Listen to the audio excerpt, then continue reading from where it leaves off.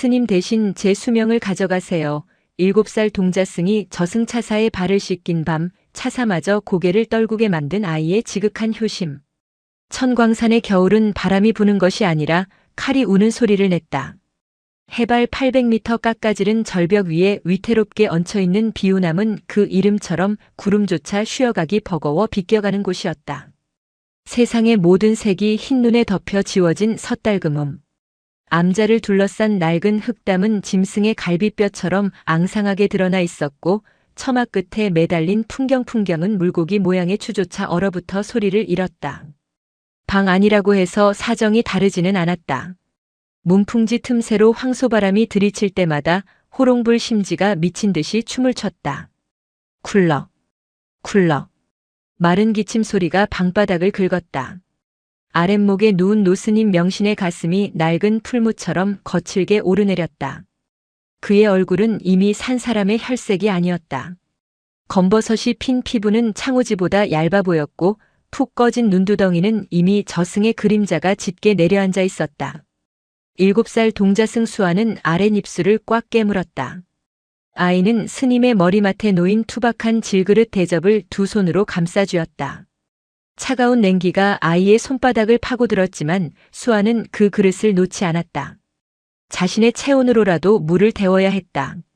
스님 물 드세요. 수아의 목소리는 떨리지 않았다. 울면 스님이 더 아파할까봐 아이는 목구멍까지 차오른 울음을 꿀꺽 삼키는 법을 먼저 배웠다. 명신 스님은 힘겹게 눈을 떴다. 흐릿한 동공이 아이의 까까머리를 찾았다. 수아야. 예 스님. 밤이 깊었다. 자라. 나는 괜찮다. 앉아요. 저 안 졸려요. 수아는 고개를 세차게 저었다. 사실은 며칠 밤을 꼬박 새운 탓에 눈꺼풀이 천근만근이었다.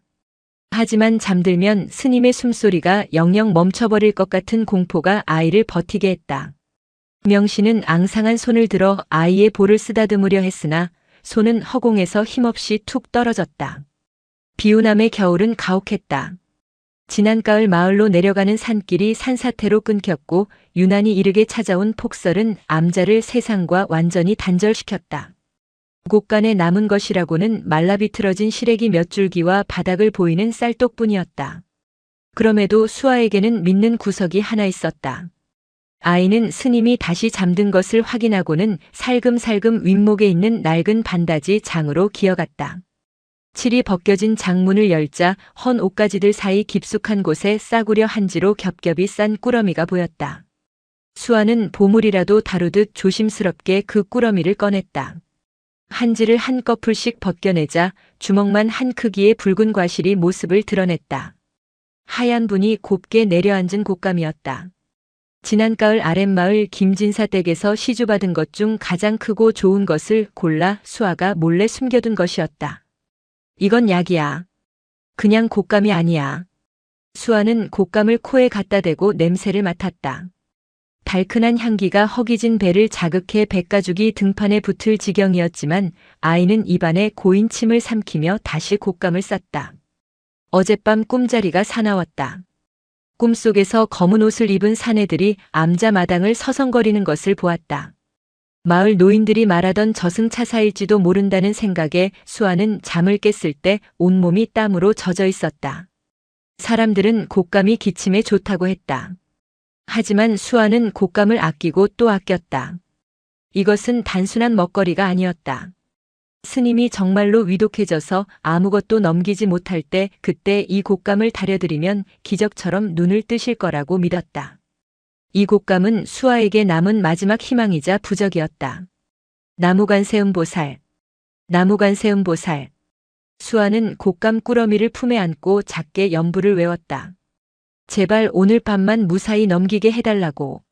내일 아침에는 눈이 그치고 길이 열려 의원을 모셔올 수 있게 해달라고. 그때였다. 텅. 마당에서 둔탁한 소리가 들렸다.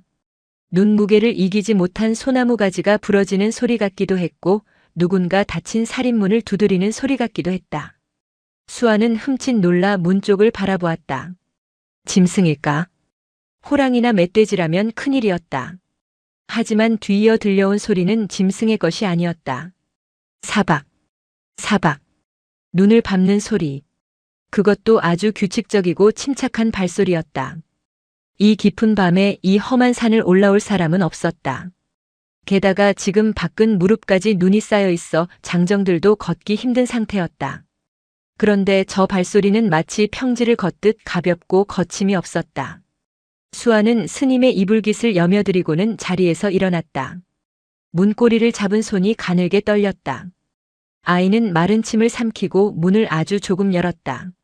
차가운 냉기가 칼날처럼 틈새로 파고들어 아이의 눈을 찔렀다. 마당 한가운데 하얀 눈밭 위에 먹물 한 방울을 떨어뜨린 듯 검은 형체가 서 있었다. 달빛조차 없는 금은밤이었지만 눈에 반사된 희미한 빛으로 그 형체의 윤곽이 드러났다. 검은 갓을 쓰고 검은 도포를 입은 사내. 그는 보찜 하나 없이 맨몸으로 그 추위 속에 서 있었다. 그런데 이상했다.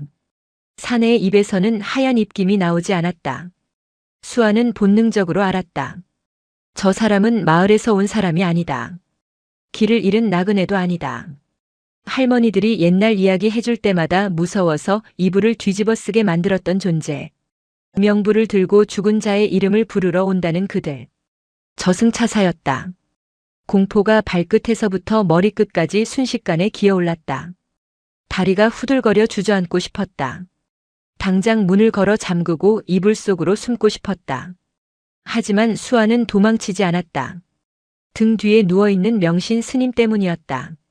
자신이 비키면 저 검은 사내는 곧장 방으로 들어와 스님을 데려갈 것이다. 수아는 덜덜 떨리는 손으로 문을 활짝 열어젖혔다. 그리고 신발도 신지 않은 버선발로 차가운 툇마루에 나섰다. 사내의 고개가 천천히 들렸다.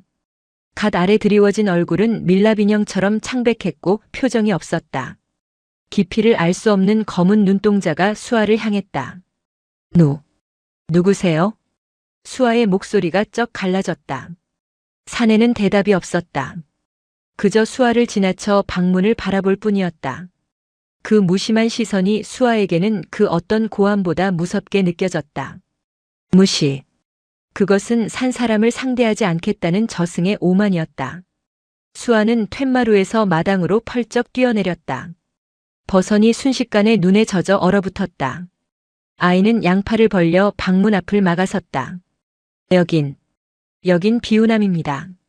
아픈 분이 계셔서 아무나 드리지 않아요. 그제야 사내의 시선이 다시 수아에게 머물렀다. 사내의 눈썹이 미세하게 꿈틀거렸다. 인간의 아이가 감히 저승의 사자 앞을 가로막는 일이 가당키나 한가 하는 듯한 표정이었다. 비켜라.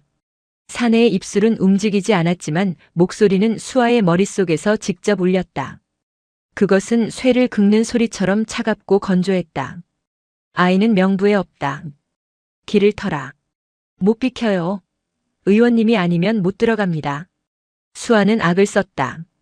의원이라는 말은 핑계이자 간절한 바람이었다. 저승차사라는 걸 알면서도 의원이라고 부르면 혹시나 그가 마음을 바꿔 의원 흉내라도 내주지 않을까 하는, 아니면 정말로 자신이 잘못 본 것이길 바라는 처절한 부정이었다. 사내는 한 걸음 내디뎠다. 쓱. 공간이 접히는 듯 했다. 분명 10걸음은 떨어져 있었는데 눈 깜빡할 사이에 사내는 수아의 코앞까지 다가와 있었다. 사내에게서 뿜어져 나오는 냉기는 겨울바람과는 질이 달랐다. 뼛속의 수분까지 말려버릴 듯한 죽음의 한기였다. 수아는 공포에 질려 숨도 쉬지 못했다. 하지만 발은 땅에 뿌리 박은 듯 움직이지 않았다. 사내의 하얀 손이 천천히 올라갔다. 그 손에는 낡은 장부 하나가 들려 있었다. 김명신. 향년 72. 오늘 자시다.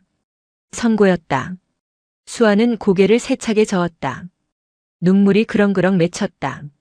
아니야. 아니에요. 우리 스님은 아직 가실 때가 안 됐어요. 봄에 꽃 피는 거 봐야 한다고 하셨단 말이에요. 봄은 산자의 것이다. 사내는 감정 없이 대꾸하며 수아를 옆으로 밀치려 했다. 손도 대지 않았는데 보이지 않는 힘이 수아를 밀어냈다. 수아는 엉덩방아를 찌우며 눈밭에 넘어졌다. 으앙. 터져 나오려던 울음을 가까스로 삼키며 수아는 다시 일어났다. 그리고 사내의 도포 자락을 꽉 붙잡았다. 잠깐만요. 의원님, 제발 잠깐만요. 사내가 멈칫했다. 감히 인간이, 그것도 어린아이가 저승차사의 옷깃을 잡다니. 닿는 순간 혼이 얼어붙을 수도 있는 무모한 짓이었다. 하지만 사내는 아이를 뿌리치지 않고 내려다보았다. 수아는 콧물을 훌쩍이며 애원했다. 손님이 오셨는데. 추운 데서 이러시면 안 되잖아요. 따뜻한 차라도 한 잔 드시고 가세요. 네. 우리 스님 계시면 인사라도 하고 가세요. 그것은 협박도 저항도 아니었다. 절박한 회유였다. 시간을 끌어야 했다. 자시가 지나면 오늘 밤만 넘기면 스님이 살 수도 있을지 모른다는 막연한 희망. 사내의 눈이 가늘어졌다. 그는 수아의 붉게 언 손과 그 손이 꽉 쥐고 있는 자신의 옷자락을 번갈아 보았다. 기이한 일이었다. 이 아이의 손에서 전해지는 온기가 차사의 절대적인 냉기를 뚫고 들어오고 있었다. 사내는 도포 자락을 잡은 아이의 손을 물끄러미 내려다보았다. 손등은 터져서 피딱지가 앉아 있었고 손톱 밑에는 때가 끼어 있었다. 고작 7살 난 아이가 감당하기에는 이 산의 겨울도 닥쳐온 운명도 너무 가혹해 보였다. 저승의 법도에 연민이라는 단어는 없다. 그는 수많은 생명을 거두었다. 전장의 병사도 역병에 걸린 마을의 촌장도 굶어 죽은 아이도 데려갔다. 그들 모두 살고 싶어 했고 애원했다. 하지만 죽음은 공평해야 했기에 그는 귀를 닫았다. 그런데 이 아이는 달랐다. 살려달라고 빌지 않았다. 그저 추운이 들어가서 차 한 잔 마시고 가라고 했다. 자신이 지키고자 하는 사람의 목숨을 앗아갈 존재에게 베푸는 호의. 그것은 순수해서 더 처연했다. 차라. 사내의 입에서 처음으로 육성이 흘러나왔다. 낮게 깔리는 저음이었다. 네. 우리 절에 귀한 차가 있어요. 제가 끓여드릴게요. 그러니까 들어오세요. 수아는 사내의 반응에 희망을 보았는지 재빨리 일어나 문을 열었다. 사내는 잠시 망설이다가 방문 턱을 넘었다. 방 안은 밖보다는 나았지만 여전히 서늘했다. 명신 스님은 가쁜 숨을 몰아쉬며 혼수 상태에 빠져 있었다. 사내는 방 한구석에 자리를 잡고 앉았다. 그는 갓을 벗지도 도포를 벗지도 않았다. 그가 앉은 자리 주변으로 서리가 하얗게 끼기 시작했다. 수아는 아랑곳하지 않고 부엌으로 뛰어가 화로에 불씨를 살렸다. 후, 후. 아이는 볼이 홀쭉해지도록 입김을 불어 죽어가는 불씨를 살려냈다. 매운 연기가 눈을 찔러 눈물이 핑 돌았지만 멈추지 않았다. 솥에 눈 녹인 물을 붓고 말린 둥글레 몇 조각을 넣었다. 귀한 차라고 했지만 사실은 산에서 캔 둥글레를 볶은 것이 전부였다. 하지만 수아에게는 스님과 나누어 마시던 세상에서 제일 맛있는 차였다. 물이 끓는 동안 수아는 힐끔 방 안을 살폈다. 검은 사내는 명신 스님을 지켜보고 있었다. 그 모습이 마치 사냥감이 숨을 거두기를 기다리는 독수리 같았다. 수아의 가슴이 철렁 내려앉았다. 안 돼. 이대로는 안 돼. 무언가 더 필요했다. 저 무서운 손님을 붙잡아둘, 혹은 감동시켜서 그냥 돌아가게 만들 무언가가. 수아의 시선이 윗목의 반다지 장으로 향했다. 마지막 남은 곶감. 수아는 입술을 깨물었다. 저건 스님 드릴 건데. 스님 깨어나시면 드릴 건데. 하지만 지금은 스님을 지키는 게 먼저였다. 저승사자도 맛있는 걸 먹으면 기분이 좋아져서 실수를 할 수도 있지 않을까? 옛날 이야기에서 도깨비도 메밀묵을 주면 소원을 들어준다고 하지 않았던가. 수아는 떨리는 손으로 장을 열고 곶감 꾸러미를 꺼냈다.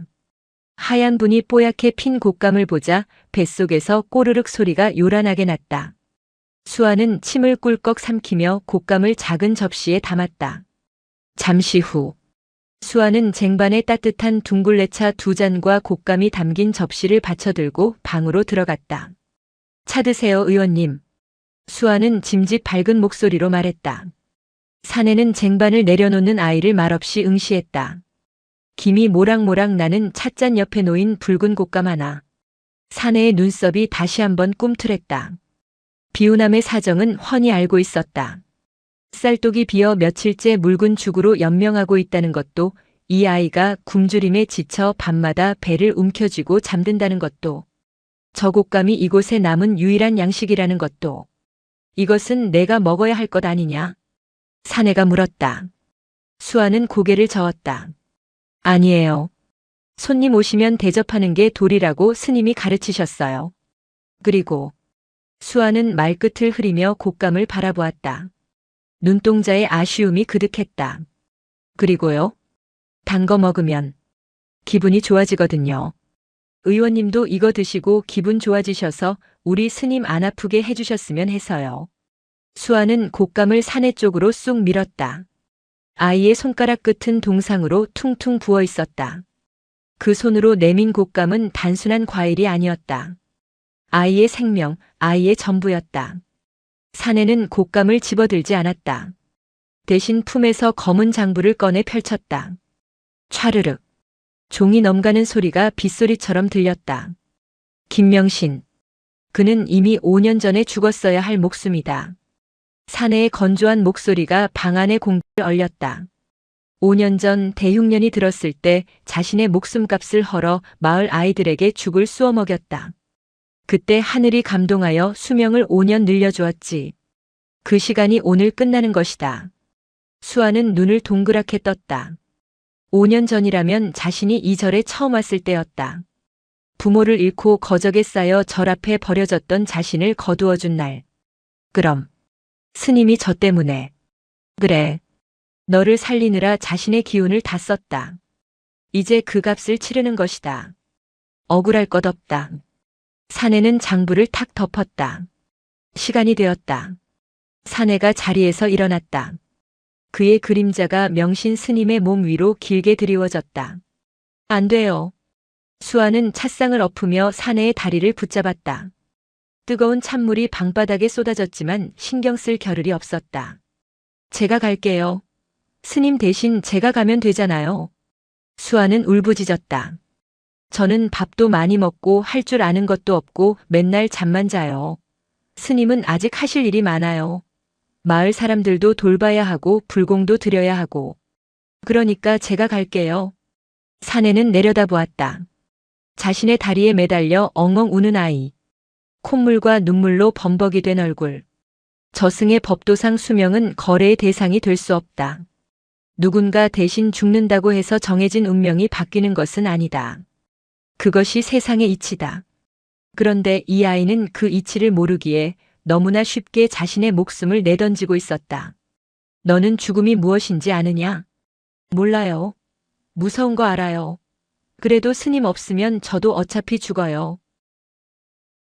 사내는 잠시 침묵했다. 그의 시선이 바닥에 뒹구는 곶감에 머물렀다. 먼지가 묻은 곶감. 아이가 자신을 위해, 아니 스님을 살리기 위해 내놓았던 마지막 진심. 사내는 천천히 허리를 굽혔다. 그리고 바닥에 떨어진 곶감을 주워들었다. 차가운 손가락이 곶감의 표면을 스쳤다. 이 곶감. 사내가 입을 열었다. 먼지가 묻었구나. 닦아드릴게요. 씻어오면 돼요. 수아가 급히 소리쳤다. 아니다. 사내는 고개를 저었다. 그리고 믿을 수 없는 행동을 했다. 먼지가 묻은 곶감을 자신의 입으로 가져가 한 입 베어 문 것이다. 아삭. 쫄깃한 과육이 씹히는 소리가 적막한 방 안에 울렸다. 저승차사는 인간의 음식을 먹지 않는다. 먹을 필요도 없고 맛을 느낄 수도 없다. 하지만 그는 지금 씹고 있었다. 아이의 희생을, 아이의 효심을, 그 달고도 쓴 인간의 마음을. 곶감 하나를 다 삼킨 사내가 다시 수아를 보았다. 그의 눈빛이 이전과는 조금 달라져 있었다. 얼음장 같던 눈동자 깊은 곳에서 희미한 파동이 일렁였다. 달구나. 그 짧은 한마디가 수아의 가슴을 쳤다. 맛있으세요? 그럼 이제 우리 스님. 법도는 바꿀 수 없다. 사내는 단호하게 잘라 말했다. 수아의 얼굴이 절망으로 일그러졌다. 역시 안 되는 것인가? 곶감으로도 저승사자의 마음을 돌릴 수는 없는 것인가? 사내는 다시 스님 쪽으로 다가갔다. 그리고 손을 뻗어 스님의 가슴 위에 얹으려 했다. 그 순간이었다. 잠깐만요. 그럼 마지막으로 부탁 하나만 들어주세요. 수아는 다급하게 외쳤다. 이제 때를 써서 될 일이 아니라는 것을 알았다. 아이는 본능적으로 다른 방법을 찾았다. 뭔가. 사내의 손이 허공에서 멈췄다. 스님 가시는 길. 춥지 않게 해드리고 싶어요. 그리고 의원님도 많이 걸으셔서 발이 아프실 텐데. 수아는 숨을 헐떡이며 말했다. 눈빛이 흔들렸지만 결의에 차 있었다. 제가 발을 씻겨드릴게요. 스님도 의원님도 깨끗한 몸으로 가셔야죠. 이것은 시간을 끌기 위한 핑계가 아니었다. 마지막 가는 길에 대한 예우였다. 그리고 자신을 데려가지 않는 대신 스님을 데려가는 저승사자에 대한 원망을 넘어선 어떤 숭고한 체념과 동사였다. 사내는 멈칫했다. 저승차사의 발을 씻기겠다니. 저승차사의 발은 이승과 저승을 오가며 수많은 원혼과 업보를 밟고 다니는 곳이다. 그 냉기와 무게는 인간이 감당할 수 있는 것이 아니다. 그런데 고작 7살 난 아이가 그 발을 씻기겠다고 나선 것이다. 후회할 텐데. 안 해요. 수아는 부엌으로 뛰쳐나갔다. 잠시 후 김이 나는 대야와 수건을 들고 들어왔다. 사내는 흥미롭다는 듯, 아니 경이롭다는 듯 아이를 지켜보았다. 수아는 먼저 사내의 앞에 대야를 놓았다. 그리고 무릎을 꿇었다. 발을 주시겠어요? 사내는 잠시 망설이다가 도포 자락을 걷고 한쪽 발을 내밀었다. 창백하다 못해 푸르스름한 발. 핏기 하나 없이 매끈한 그 발은 닿기만 해도 동상에 걸릴 듯 차가워 보였다. 수아는 주저없이 따뜻한 물에 손을 적시고 사내의 발을 잡았다. 수아의 입에서 짧은 비명이 터져 나왔다. 얼음을 잡은 것 같았다. 아니, 불에 댄 것처럼 뜨거운 차가움이었다. 손바닥 피부가 쩍 달라붙는 듯한 고통이 밀려왔다. 하지만 수아는 손을 떼지 않았다. 수아의 고사리 같은 손이 차사의 발을 감쌌다. 물은 따뜻했지만 차사의 발이 닿는 순간 급격하게 식어갔다.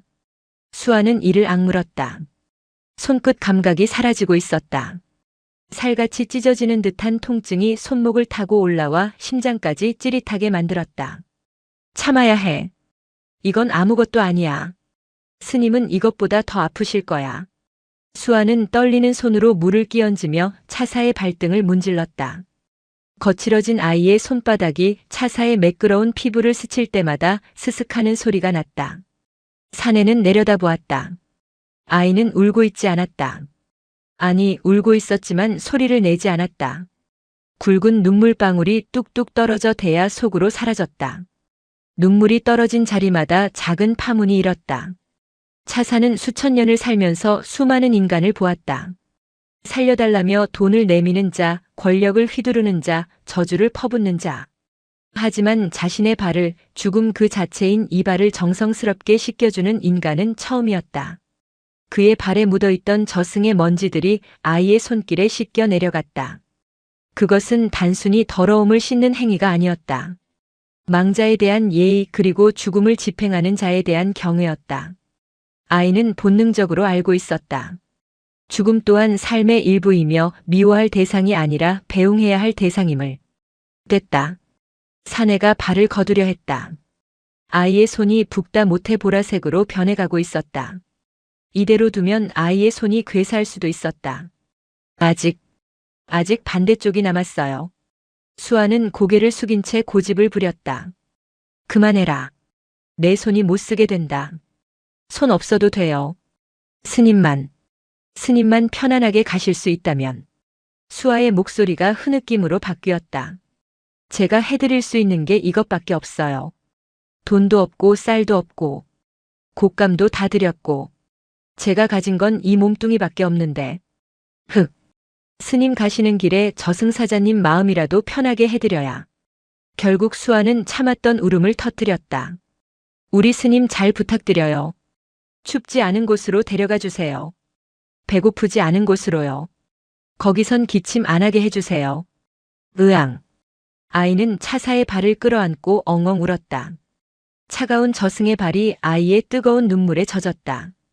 기적 같은 일이 일어났다. 차사의 발에서 피어오르던 냉기가 잦아들었다. 아이가 끌어안은 부분부터 서서히 온기가 돌기 시작했다. 죽음의 상징이었던 차사의 발에 핏기가 도는 듯 붉은 기운이 감돌았다. 사내는 멍하니 그 광경을 바라보았다. 명부는 절대적이다. 하지만 명부를 기록하는 붓은 하늘의 뜻을 받아 적을 뿐이다. 그리고 하늘의 뜻은 가끔, 아주 가끔 인간의 지극한 정성에 의해 움직이기도 한다. 사내는 품에서 다시 장부를 꺼냈다. 장부의 글자들은 붉은색으로 빛나고 있었다. 김명신 마이너스 수명 종료. 그 글자는 요지부동이었다. 하지만 그 아래 희미하게 새로운 글자가 떠오르고 있었다. 인과의 변동. 5년 전 명신 스님이 자신의 수명을 깎아 수아를 살린 것이 인이었다면 지금 수아가 자신의 손을 희생의 차사의 발을 씻기고 있는 것이 과였다. 그리고 그 과는 너무나 순수하고 강력해서 저승의 계산법으로도 셈하기 어려운 잉여 가치를 만들어내고 있었다. 감.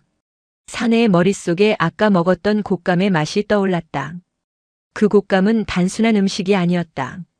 아이의 인내였고 사랑이었고 생존을 위한 마지막 보루였다. 그것을 자신에게 내어주었다. 그리고 지금은 자신의 신체 일부인 손마저 내어주고 있다. 이 아이에게서 탐욕이 보이지 않는다. 삶에 대한 집착조차 타인을 위한 것이다. 사내는 결단을 내려야 했다. 이대로 김명신을 데려가면 이 아이는 고아가 된다. 산속에 고립된 채 굶어 죽거나 얼어 죽을 것이다. 선인을 데려감으로써 또 다른 선한 생명이 죽게 된다면 그것은 저승의 법도가 추구하는 균형에 어긋난다. 사내는 손을 뻗어 수아의 머리 위에 얹었다. 그만 울어라. 차가운 기운 대신 서늘하지만 상쾌한 바람 같은 기운이 수아의 머리칼을 스치고 지나갔다. 수아는 깜짝 놀라 고개를 들었다. 너의 차는 따뜻했고 곶감은 달았으며 물은 맑았다. 사내의 입가에 아주 희미한 실오라기 같은 미소가 스쳤다. 그것은 웃음이라기보다는 빙하가 녹아내리는 듯한 표정의 변화였다. 내 발을 씻겨준 값은 치러야겠지. 사내는 품에서 붓을 꺼냈다. 먹을 묻히지 않았는데도 붓끝은 검게 젖어 있었다. 그는 공중에 펼쳐진 장부 위에 붓을 갖다 대었다. 김명신 향년 72. 사내는 그 위에 획을 그으려다 멈췄다. 단 공짜는 없다. 누군가의 삶이 연장되려면 누군가의 시간은 줄어들거나 혹은 그에 상응하는 대가를 치러야 한다. 사내는 수아를 뚫어지게 바라보았다. 내가 가진 가장 소중한 것을 또 내놓을 수 있겠느냐? 수아는 망설임 없이 고개를 끄덕였다. 네, 다 가져가세요. 제 손도 발도 다 필요 없어요. 아니. 사내는 고개를 저었다. 신체는 부모에게 받은 것이니 함부로 훼손할 수 없다. 내가 원하는 건 내 기억이다. 기억. 이요? 그래. 오늘 밤 내가 이곳에 왔다는 기억. 그리고 내가 스님을 살리기 위해 애썼다는 그 기특한 기억. 그것을 내가 가져가겠다. 수아는 잠시 멍하니 있다가 되물었다. 그럼 스님은 사시는 거예요? 그래. 그럼 됐어요. 기억 같은 거 없어도 돼요. 스님만 살면 돼요. 아이의 대답은 너무나 명쾌해서 허탈할 지경이었다. 자신의 공로를 잊어버린다는 것, 자신이 스님을 구했다는 사실조차 모르게 된다는 것은 생각보다 큰 형벌일 수 있었다. 하지만 수아에게는 그것이 아무런 문제도 되지 않았다. 사내는 붓을 움직였다. 슥, 슥. 장부의 글자가 고쳐졌다. 하지만 단순히 숫자가 바뀐 것이 아니었다. 김명신 마이너스 여생동자가 심은 씨앗이 나무가 되어 열매를 맺을 때까지. 그것은 명확한 숫자가 아닌 인연에 묶인 시간이었다. 곶감 씨앗을 심어 감나무가 되고 감이 열리려면 좋기 10년은 걸릴 것이다. 그 시간이면 아이는 청년이 되고 스스로 살아갈 힘을 얻게 될 것이다. 차사는 지극히 합리적인 판결을 내린 것이다. 되었다. 사내는 장부를 덮었다. 그 순간 방 안의 냉기가 썰물처럼 빠져나갔다. 얼어붙었던 문풍지가 다시 떨리기 시작했고 호롱불이 환하게 타올랐다. 명신 스님의 거친 숨소리가 잦아들었다. 색, 색 하는 편안한 숨소리로 바뀌었다. 수아는 스님을 확인하고는 안도의 한숨을 내쉬었다. 긴장이 풀리자 갑자기 밀려오는 졸음을 이길 수가 없었다. 눈꺼풀이 천근만근 무거워졌다. 의원님, 감사합니다. 수아는 차사의 발치에 쓰러지듯 잠이 들었다. 사내는 잠든 수아를 내려다보았다. 그리고 아이를 안아들어 아랫목 이불 속에 눕혔다. 명신 스님의 옆자리였다. 잘 자라 아가. 사내는 밖으로 나왔다. 눈은 그쳐 있었고 구름 사이로 새벽별이 빛나고 있었다. 그는 툇마루에 앉아 자신의 발을 보았다. 아이가 씻겨준 발. 여전히 미세한 온기가 남아 있었다. 그는 다시 신을 신지 않았다. 맨발로 눈을 밟았다. 하지만 이번에는 달랐다. 그가 걸어가는 눈길 위에 발자국이 남지 않았던 전과 달리 이번에는 희미하게 남아 발자국이 찍히고 있었다. 아주 얕지만 분명한 흔적이었다. 인간의 온기를 얻은 탓일까? 사내는 피식 웃으며 허공으로 흩어졌다. 그가 앉아있던 툇마루에는 곶감 씨앗 하나가 덩그러니 놓여 있었다. 아침 햇살은 언제나처럼 무심하게 비우남의 처마를 핥았다. 지난밤의 폭설이 거짓말처럼 그치고 산봉우리마다 하얗게 핀 상고대가 수정처럼 반짝였다. 수아는 눈을 번쩍 떴다. 익숙한 천장이었다. 쥐 오줌 자국이 지도처럼 그려진 낡은 천장. 아이는 벌떡 일어나 앉았다. 이불 밖으로 나온 어깨에 닿는 공기가 어제와는 달리 훈훈했다. 아니, 방바닥이 절절 끓고 있었다. 땔감이 부족해 늘 냉골이었던 아랫목이 마치 한여름 바위처럼 뜨끈했다. 아궁이에 불 안 넣었는데? 수아는 고개를 갸웃거렸다. 어젯밤 기억이 가물가물했다.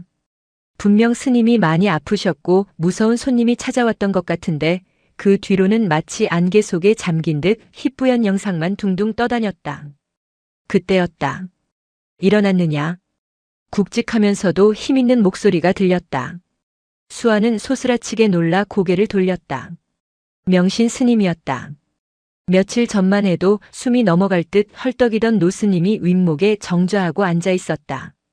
핏기 없던 얼굴에는 홍조가 돌았고 눈빛은 형형했다.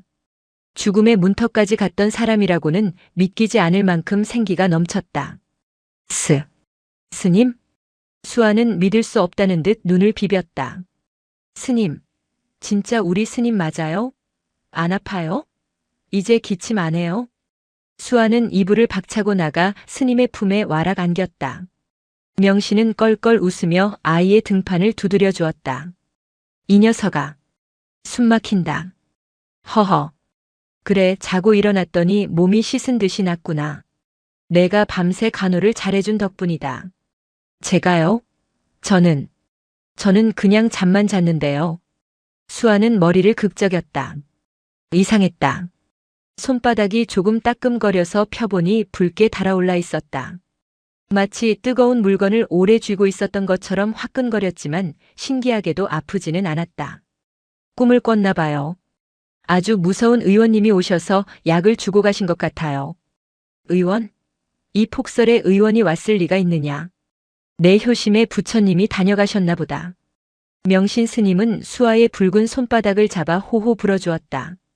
스님은 자신의 몸이 나은 것이 기적임을 알았지만 그 기적의 대가가 아이의 희생이었음을 짐작조차 하지 못했다. 차사가 수아의 기억을 가져가면서 그 인과관계의 끈을 세상에서 지워버렸기 때문이었다. 배고프지? 밥 먹자. 명신이 자리에서 일어났다. 수아는 펄쩍 뛰며 스님을 만류했다. 안 돼요. 누워 계세요. 제가 할게요. 수아는 밖으로 뛰어나갔다. 마당은 눈부시게 하였다. 간밤에 차사가 밟고 지나간 자리에는 발자국 대신 눈이 살짝 녹아 움푹 파인 흔적만 남아 있었다. 수아는 툇마루 끝에서 무언가를 발견했다. 이게 뭐지? 검은색의 윤기나는 씨앗이었다. 납작하면서도 통통한 것이 영락없는 감씨였다. 수아는 그것을 집어들었다. 손바닥에 올려놓자 기분 좋은 온기가 전해졌다. 차가운 겨울바람 속에 방치되어 있었을 텐데도 씨앗은 갓 삶은 달걀처럼 따뜻했다. 곶감 씨앗인가? 내가 어제 곶감을 먹었나? 수아는 갸우뚱했다. 곶감을 아껴두었던 기억은 나는데 먹은 기억은 없었다. 하지만 이상하게도 그 씨앗을 보고 있으니 가슴 한구석이 몽글몽글해지고 눈물이 날 것 같았다. 그리움 같기도 하고 안도감 같기도 한 묘한 감정이었다. 수아야, 밥 짓자. 방 안에서 스님의 목소리가 들렸다. 네. 수아는 씨앗을 주머니에 넣으려다가 멈칫했다. 이 씨앗은 왠지 땅에 심어줘야 할 것 같았다. 그래야만 할 것 같은 강한 의무감이 들었다. 수아는 부엌 옆 양지 바른 곳으로 갔다. 눈을 손으로 헤치자 얼어붙은 흙이 나왔다. 아이는 호미를 가져와 꽁꽁 언 땅을 톡톡 쪼았다. 여기서 자라라. 내가 물도 주고 따뜻하게 해줄게. 수아는 씨앗을 심고 흙을 덮은 뒤 꾹꾹 눌러주었다. 그리고 합장하고 꾸벅 인사를 했다. 그 순간 땅속에 묻힌 씨앗에서 미세한 빛이 깜빡였다. 인간의 눈으로는 볼 수 없는 생명의 태동이었다. 저승차사의 자비와 아이의 효심이 만나 잉태된 이 씨앗은 평범한 감나무가 아니었다. 훗날 비우남을 지키고 수많은 생명을 살리게 될 영목의 시작이었다. 아침 밥상은 조촐했다. 묽은 실의 기죽과 짠지 몇 조각. 하지만 수아와 명신 스님에게는 임금님 수라상보다 귀했다. 스님, 죽이 달아요. 내 마음이 달아서 그렇다. 두 사람의 웃음소리가 눈 덮인 산사의 풍경 소리처럼 맑게 울려 퍼졌다. 산 위가 평화로운 아침을 맞이하는 동안 산 아래 고을 관하는 살얼음판 같은 긴장감에 휩싸여 있었다. 신임 현감 최판석. 그가 부임한 지 석 달 만에 고을은 쑥대밭이 되었다. 그는 겉보기에 무식하게 재물을 탐하는 탐관 오리와는 결이 달랐다. 그는 깐깐했고 치밀했으며 무엇보다 자신의 건강과 안위에 병적인 집착을 보였다. 그는 40줄에 들어서면서부터 늙고 병드는 것에 대한 극심한 공포를 가지고 있었다. 전임지에서 백성들의 고혈을 짜내어 구한 산삼이며 녹용을 다려 먹었지만 그의 얼굴에 핀 저승꽃과 밤마다 찾아오는 흉통은 사라지지 않았다. 관아에 안채 병풍으로 둘러싸인 방 안은 약재 냄새로 진동했다. 최현감은 호피가 깔린 보류에 비스듬히 누워 곰방대를 물고 있었다. 그래, 비우남 늙은 중이 아직 살아있다고. 최현감의 눈매가 매섭게 찢어졌다. 그의 앞에는 고을의 이방과 사냥꾼 출신의 신복마가가 머리를 조아리고 있었다. 예, 사또. 분명 지난달에 송장이 다 되었다는 소문을 들었는데 오늘 새벽 나무꾼놈이 산에서 내려오면서 하는 말이 절 굴뚝에서 연기가 피어오르고 늙은 중의 웃음소리가 들렸답니다. 이방이 조심스럽게 아뢰었다. 최현감은 곰방대를 탁탁 털었다. 이상하지 않으냐? 그 산골짜기 흉가 같은 암자에서 땔감도 식량도 떨어진 지 오랜데 노인이 겨울을 났다. 그것도 회춘을 해서? 그것이 아마도 동자승 녀석이 구걸해 온 곶감 몇 개로 연명한 것이 아닐는지요. 어리석은 놈. 최현감이 몸을 벌떡 일으켰다. 곶감 따위로 죽을 병이 낫는다면 세상에 의원이 왜 필요하더냐? 분명 다른 게 있다. 최현감의 눈이 탐욕으로 번들거렸다. 그는 단순한 재물을 원하는 것이 아니었다. 그는 생명을 원했다. 비우남 터가 예사롭지 않다는 말은 들었다. 옛날 도선 대사가 지팡이를 꽂은 자리라는 전설도 있고 그 늙은 중 분명히 무언가를 숨기고 있다. 산삼보다 귀한 영약이거나 아니면 수명을 늘리는 비법을 알고 있는 게야. 최현감은 자리를 박차고 일어났다. 뒷짐을 지고 방 안을 서성거리는 그의 발걸음 소리가 불안하게 울렸다. 마가야. 예, 나으리. 우락부락한 인상의 신복이 대답했다. 당장 산으로 올라가라. 가서 그 늙은 중을 데려와라. 아니, 정중히 모셔라. 내 직접 물어볼 것이 있으니. 길이 끊겨 눈이 허리까지 찼습니다요. 말도 못 올라갑니다. 누가 말을 타고 가라더냐? 길을 뚫어서라도 모셔 오란 말이다. 만약 거절하거든. 최현감은 입가에 비릿한 미소를 지었다. 그 꼬맹이를 볼모로 잡아라. 늙은 중이 제 목숨보다 아끼는 놈이라 들었다. 아이를 데려오면 제 발로 기어 내려오겠지. 최현감은 죽음을 두려워하면서도 남의 생명을 담보로 잡는 일에는 일말의 주저함도 없었다. 그에게 타인의 고통은 자신의 생존을 위한 연료일 뿐이었다. 그리고 한 가지 더. 최현감이 문을 나서려는 마가를 불러 세웠다. 절 주변을 샅샅이 뒤져라. 특히 오래된 나무 밑이나 바위 틈을 잘 살펴. 신비한 기운이 느껴지는 것이라면 풀포기 하나라도 놓치지 말고 가져와야 한다. 분부 받잡겠습니다. 마가가 물러가자 최현감은 다시 자리에 누웠다. 가슴 통증이 찌릿하게 밀려왔다. 그는 품속에서 작은 거울을 꺼내 자신의 얼굴을 비춰보았다. 거울 속의 남자는 공포에 질려 있었다. 죽을 수 없어. 나는 더 살아야 해. 더 높이 올라가야 한단 말이다. 그의 집착은 광기에 가까웠다. 그리고 그 광기의 화살은 이제 평화로운 비우남 그리고 갓 심은 씨앗을 향해 조준되고 있었다. 사흘 뒤 비우남으로 통하는 산길에는 거친 숨소리와 욕설이 난무했다. 에이 퇴. 빌어먹을 눈. 파도 끝이 없네. 관아의 포졸들과 마가가 이끄는 사내들이 눈길을 뚫고 있었다. 그들은 삽과 괭이로 눈을 퍼내며 길을 만들었다. 순전히 최현감의 억지 명령 때문이었다. 같은 시각 비운한 마당. 수아는 빗자루를 들고 마당을 쓸고 있었다. 며칠 사이 날씨가 많이 풀려 눈이 녹고 있었다. 아이가 심어둔 씨앗자리의 흙도 촉촉하게 젖어 있었다. 수아야, 누가 오는 것 같구나. 법당에서 예불을 드리던 명신 스님이 밖으로 나왔다. 산속 생활을 오래 한 스님의 귀는 바람소리 속에서도 낯선 기척을 감지했다. 누가요? 덕구 아저씨인가? 수아는 까치발을 들고 살인문 쪽을 보았다. 잠시 후 왁자지껄한 소리와 함께 문이 벌컥 열렸다. 아이고 되다 돼. 여기가 사람이 살 때야? 붉은 띠를 두른 관복 차림의 사내들과 험상궂은 장정들이 우르르 마당으로 들이닥쳤다. 그들의 신발에는 진흙과 눈이 엉겨 붙어 있었다. 깨끗하게 쓸어놓은 마당이 순식간에 더러워졌다. 수아는 빗자루를 꼭 쥐고 뒷걸음질 쳤다. 저승사자보다 더 무서운 기운을 풍기는 살아있는 사람들이었다. 가장 앞에 선 덩치 큰 사내, 마가가 거만한 표정으로 명신 스님을 훑어보았다. 내 놈이 이곳 주지냐? 말씀을 삼가시지요. 부처님 도량입니다. 명신 스님은 합장하며 차분하게 대꾸했다. 그의 목소리에는 위엄이 서려 있었다. 마가는 코웃음을 쳤다. 부처? 우리 사또 나으리 말씀이 곧법이다. 최현감 나으리께서 너를 찾으신다. 좋은 말로 할 때 따라 나서라. 소승은 산을 내려가지 않은 지 10년이 넘었습니다. 또한 지금은 동안거 기간이라 저를 비울 수 없습니다. 이 늙은이가 말귀를 못 알아먹네. 마가가 성큼성큼 다가왔다. 수아는 빗자루를 던지고 스님 앞을 막아섰다. 우리 스님 괴롭히지 마세요. 나가세요.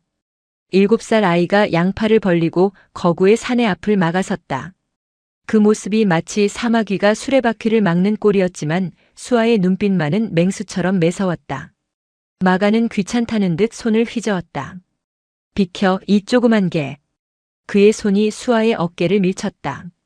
수아는 힘없이 나뒹굴었다. 하필 넘어진 곳은 아이가 며칠 전 씨앗을 심어둔 그 자리였다. 수아야. 명신 스님이 아이를 일으키려 다가갔다. 그때 마가가 스님의 팔을 낚아챘다. 곱게 가자니까. 사또께서 내 놈의 그 오래 사는 비법을 궁금해하신다. 내 놈 얼굴을 보니 송장은커녕 10년은 더 살겠구만. 뭘 먹었는지 바른대로 불고 약재를 바치면 목숨은 살려주신단다. 비법이라니요. 가당치 않습니다. 소승은 그저 시끄럽다. 끌고 가. 마가의 명령에 포졸들이 달려들어 스님을 포박하려 했다. 안 돼. 우리 스님 잡아가지 마. 수아는 넘어진 자리에서 일어나 마가의 다리를 물어뜯었다. 아, 이 독한 놈이. 마가가 비명을 지르며 다리를 털었다. 수아는 떨어져 나가면서도 흙바닥을 손으로 긁었다. 아이의 손톱 밑에 검은 흙이 박혔다. 그리고 그 흙 속에 묻혀있던 씨앗이 밖으로 튀어나왔다. 아무도 보지 못했다. 흙투성이가 된 작은 씨앗이 마가의 발길질에 채어 마당 구석, 바위 틈새로 굴러들어가는 것을. 수아야, 괜찮다. 가만히 있거라. 명신 스님은 몸부림치는 수아를 눈빛으로 제지했다. 내 발로 가겠소. 아이는 건드리지 마시오. 진작 그럴 것이지. 마가는 침을 뱉으며 온매무새를 다듬었다. 스님, 스님. 수아는 울먹이며 스님의 옷자락을 잡았다. 명씨는 묶인 손으로 어렵게 수아의 머리를 쓰다듬었다. 수아야, 나는 괜찮다. 금방 다녀올 테니 저를 지키고 있거라. 밥 꼬박꼬박 챙겨 먹고 불 꺼뜨리지 말고. 싫어요. 같이 갈래요? 안 된다.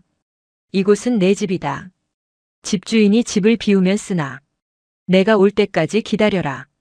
명신의 목소리는 단호했다. 그는 자신이 관아로 끌려가면 험한 꼴을 당할 것을 직감했다. 아이에게 그 모습을 보여줄 수는 없었다. 또한 아이가 이곳에 남아있어야만 자신도 살아서 돌아올 명분이 생기는 것이었다. 스님은 포졸들에게 이끌려 살인문을 나섰다. 하얀 눈길 위로 흙탕물 같은 발자국들이 어지럽게 찍혔다. 스님, 스님. 수아는 살인문 밖까지 쫓아나가며 울부짖었다. 하지만 포졸 중 하나가 살인문을 쾅 닫고 빗장을 걸어버렸다. 조용히 하고 있어. 쫓아오면 늙은 중 다리가 부러질 줄 알아. 협박과 함께 발자국 소리가 멀어졌다. 텅 빈 마당. 수아는 닫힌 문 앞에 주저앉았다. 세상이 다시 무너져 내리는 것 같았다. 저승사자가 다녀간 날보다 더 춥고 무서웠다. 으앙. 아이는 목 놓아 울었다. 그때였다. 마당 구석 바위 틈 굴러떨어진 씨앗 위로 수아의 눈물 한 방울이 바람에 실려 톡 떨어졌다. 어둠 속 차가운 바위 틈새에 끼어있던 씨앗 껍질이 미세하게 갈라졌다. 그 안에서 아주 여린 하지만 붉은 빛을 띠는 새싹이 고개를 내밀었다. 그것은 생명이라기보다는 불씨에 가까웠다. 분노와 슬픔 그리고 간절함이 만들어낸 기묘한 싹이었다. 바람이 불었다. 풍경 소리가 댕그렁 울렸다. 마치 누군가에게 신호를 보내는 것처럼.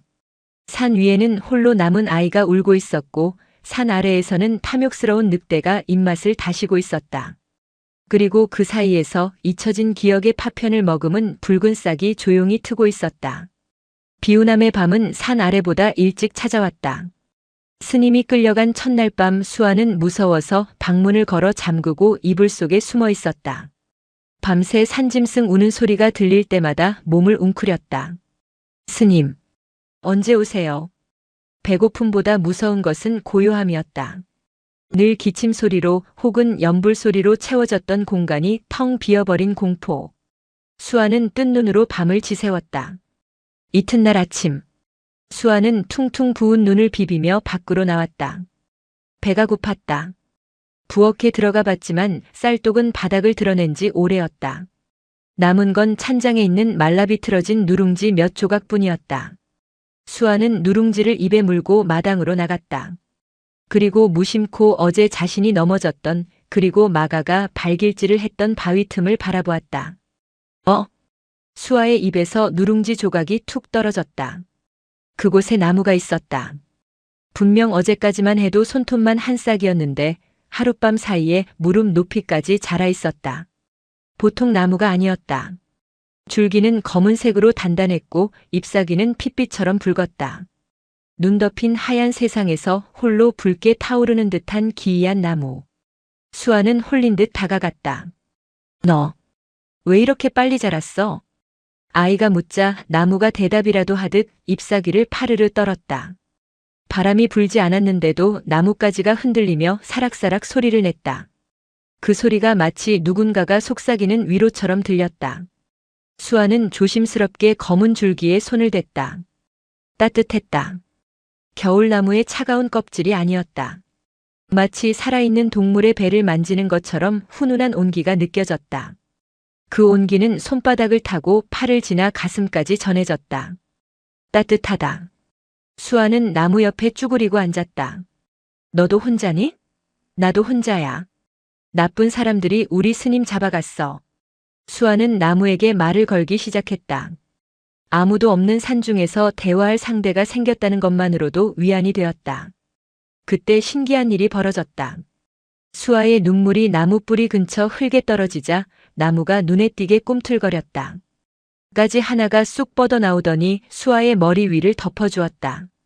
마치 우산처럼 혹은 어미가 새끼를 품듯 잎사귀들이 수아의 정수리를 감쌌다.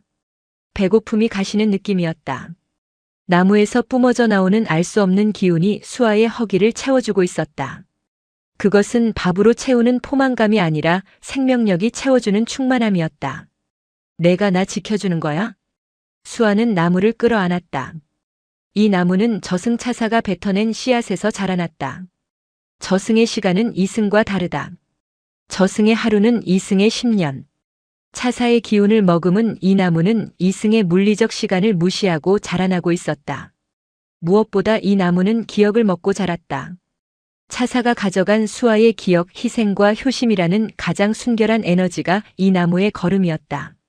밤이 되자 나무는 은은한 붉은 광채를 뿜어냈다. 그 빛은 비운한 마당을 밝혀주었고 짐승들이 접근하지 못하게 하는 결계가 되었다. 수아는 나무 밑에 멍석을 깔고 누웠다. 차가운 방안보다 나무 옆이 훨씬 따뜻했다. 스님 올 때까지 내가 여기서 기다릴게. 너랑 같이. 수아는 나무 줄기를 베개 삼아 잠이 들었다. 꿈속에서 검은 도포를 입은 사내가 나타나 머리를 쓰다듬어 주는 것 같았다. 관아의 지하 감옥은 습하고 악취가 진동했다. 명신 스님은 차가운 돌바닥에 무릎을 꿇고 있었다. 칠순 노구의 포박은 너무나 가혹했다. 하지만 스님의 허리는 꼿꼿했다. 그는 눈을 감고 입속으로 관세음보살을 되뇌고 있었다. 늙으니 아직도 입을 열 생각이 없는가? 철창 너머로 최현감이 나타났다. 그는 코를 막으며 인상을 찌푸렸다. 사또 억지입니다. 불로초라니요. 그런 것이 있다면 진시황이 죽었겠습니까? 명신 스님이 차분하게 대답했다. 주둥이를 놀리지 마라. 최현감이 소리쳤다. 내 놈이 죽다 살아난 것을 온 고을이 안다. 송장이 다 되어 숨만 헐떡이던 놈이 하룻밤 사이에 청년처럼 혈색이 돌아왔어. 이게 약이 아니고서야 설명이 되느냐? 최현감의 논리는 단순했다. 자신의 상식으로 이해되지 않는 일은 비기가 있거나 속임수라고 믿는 것이다. 그것은 저도 모르는 일입니다. 자고 일어났더니 몸이 가벼워졌을 뿐입니다.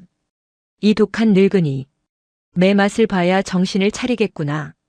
최현감이 턱짓을 하자 옥사장이 몽둥이를 들고 들어왔다. 잠깐. 명신 스님이 눈을 번쩍 떴다.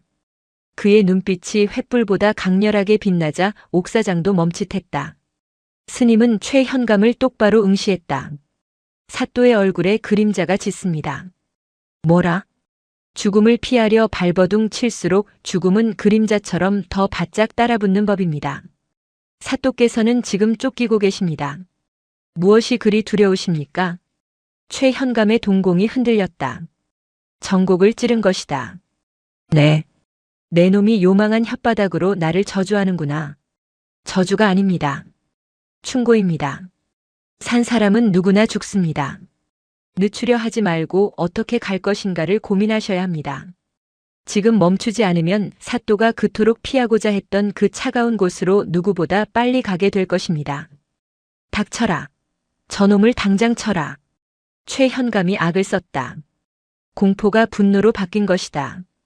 옥사장의 몽둥이가 명신 스님의 등을 내리쳤다. 외마디 신음과 함께 스님이 바닥으로 쓰러졌다. 하지만 입가에는 옅은 미소가 서려 있었다. 그는 보았다. 최현감의 어깨 너머에 서 있는 희미한 검은 형체들을. 저승의 사자들이 이미 그를 주시하고 있었다. 그때였다. 감옥 밖에서 다급한 전갈이 왔다. 사또. 큰일 났습니다. 이방이 헐레벌떡 뛰어들어왔다. 무슨 일이냐? 채신 머리 없이. 그게 산에서 불이 났다고 합니다. 불? 비운함에 불이라도 질렀느냐? 아닙니다. 불은 불인데. 붉은 빛이 천광산 꼭대기에서 하늘로 치솟고 있답니다. 마을 사람들이 산신령이 노했다고 난리가 났습니다. 최현감의 얼굴이 굳어졌다. 붉은 빛. 그는 직감했다. 저 늙은 중이 숨기고 있는 무언가가 발동한 것이다. 그것이 보물인지 요물인지는 모르겠지만 반드시 손에 넣어야 했다. 당장 채비해라. 내 직접 산으로 갈 것이다. 최현감은 쓰러진 명신 스님을 노려보았다. 내 놈은 여기서 썩고 있어라. 내가 숨겨둔 그 보물을 내가 찾아오면 그때 내 목을 칠 것이다. 최현감이 떠나고 옥문이 닫혔다. 어둠 속에 남겨진 명신 스님은 힘겹게 몸을 일으켰다. 그리고 비우남이 있는 북쪽을 향해 합장했다. 수아야, 부디 무사해야 한다. 스님은 알 수 있었다. 그 붉은 빛은 단순한 불이 아님을. 그것은 아이의 순수한 마음이 만들어낸 혹은 그날 밤 다녀간 손님이 남긴 인연의 끈임을. 최현감이 병력을 모으는 동안 비우남에는 또 다른 손님이 찾아왔다. 이번에는 인간이 아니었다. 수아는 잠결에 묵직한 진동을 느꼈다. 지진이 난 것처럼 땅이 울렸다. 나무 밑에서 웅크리고 자던 수아는 눈을 떴다. 밤 공기가 달랐다. 숲의 모든 풀벌레 소리가 뚝 끊겼고 바람조차 숨을 죽였다. 압도적인 존재감. 수아는 붉은 나무 뒤로 몸을 숨기고 어둠 속을 응시했다. 어둠 속에서 두 개의 푸른 등불이 켜졌다. 그것은 높이 떠 있었다. 어른 키보다 훨씬 높은 곳에 박힌 두 개의 눈. 으르릉. 낮게 깔리는 소리가 뱃속을 울렸다. 거대한 그림자가 달빛 아래 모습을 드러냈다. 범이었다. 그냥 호랑이가 아니었다. 집채만 한 덩치에 이마에는 임금 왕자가 선명하게 박혀 있었고 꼬리는 9번 휘감길 만큼 길었다. 천광산의 주인 상군이었다. 수아는 너무 놀라 비명조차 나오지 않았다. 오줌을 지릴 것 같았다. 할머니들이 말하던 곶감 주면 안 잡아먹지의 그 호랑이가 진짜로 눈앞에 나타난 것이다. 상군은 천천히 비운한 마당으로 들어섰다. 그의 발바닥이 눈을 밟을 때마다 뿌둑 소리가 났다. 상군은 곧장 수아에게 달려들지 않았다. 대신 그가 향한 곳은 수아가 기대고 있는 붉은 나무였다. 상군은 나무 주위를 빙빙 돌았다. 코를 킁킁거리며 냄새를 맡았다. 이 냄새는 상군은 알고 있었다. 이것은 이승의 냄새가 아니었다. 며칠 전밤 산 전체를 얼려버릴 듯한 냉기를 내뿜으며 지나갔던 그 존재의 흔적이었다. 저승차사. 상군과 같은 영물들은 저승차사를 본능적으로 두려워하고 경외한다. 그들은 생사의 질서를 관장하는 절대자이기 때문이다. 그런데 그 차사의 기운이 이 조그만 나무와 그 밑에 떨고 있는 아이에게서 진동하고 있었다. 상군은 걸음을 멈추고 수아와 눈을 마주쳤다. 수아는 덜덜 떨면서도 나무를 꼭 끌어안았다. 마치 나무가 자신을 지켜줄 방패라도 되는 것처럼. 저리 가. 이거 우리 나무야. 먹는 거 아니야. 수아가 쥐어짜듯 소리쳤다. 산군의 입가가 실룩였다. 인간의 아이가 감히 산군에게 소리를 치다니. 보통 같았으면 한입거리도 안 될 목숨이었다. 하지만 상군은 앞발을 굽혔다. 그리고 거대한 머리를 숙였다. 공격 자세가 아니었다. 그것은 절이었다. 상군은 이 나무와 아이에게서 차사의 인을 보았다. 이 아이는 차사가 선택한 존재다. 차사가 자신의 발을 씻기게 허락한 유일한 인간. 그러므로 이 산의 주인인 자신조차도 함부로 할 수 없는 귀한 존재인 것이다. 상군은 나무 뿌리 근처에 털썩 주저앉았다. 그리고 혀로 자신의 앞발을 핥으며 자리를 잡았다. 마치 문지기처럼. 수아는 눈을 깜빡였다. 호랑이가 자신을 잡아먹지 않고 오히려 마당에 드러누워 하품을 하고 있었다. 안 잡아먹어? 상군은 귀찮다는 듯 귀를 한번 털고는 눈을 감았다. 그때 나무의 붉은 잎사귀들이 흔들리며 가루 같은 빛을 상군의 몸 위로 뿌렸다. 상군의 몸에 있던 자잘한 상처들이 그 빛을 받자 빠르게 아물었다. 상군은 기분 좋은 듯 크르릉 소리를 냈다.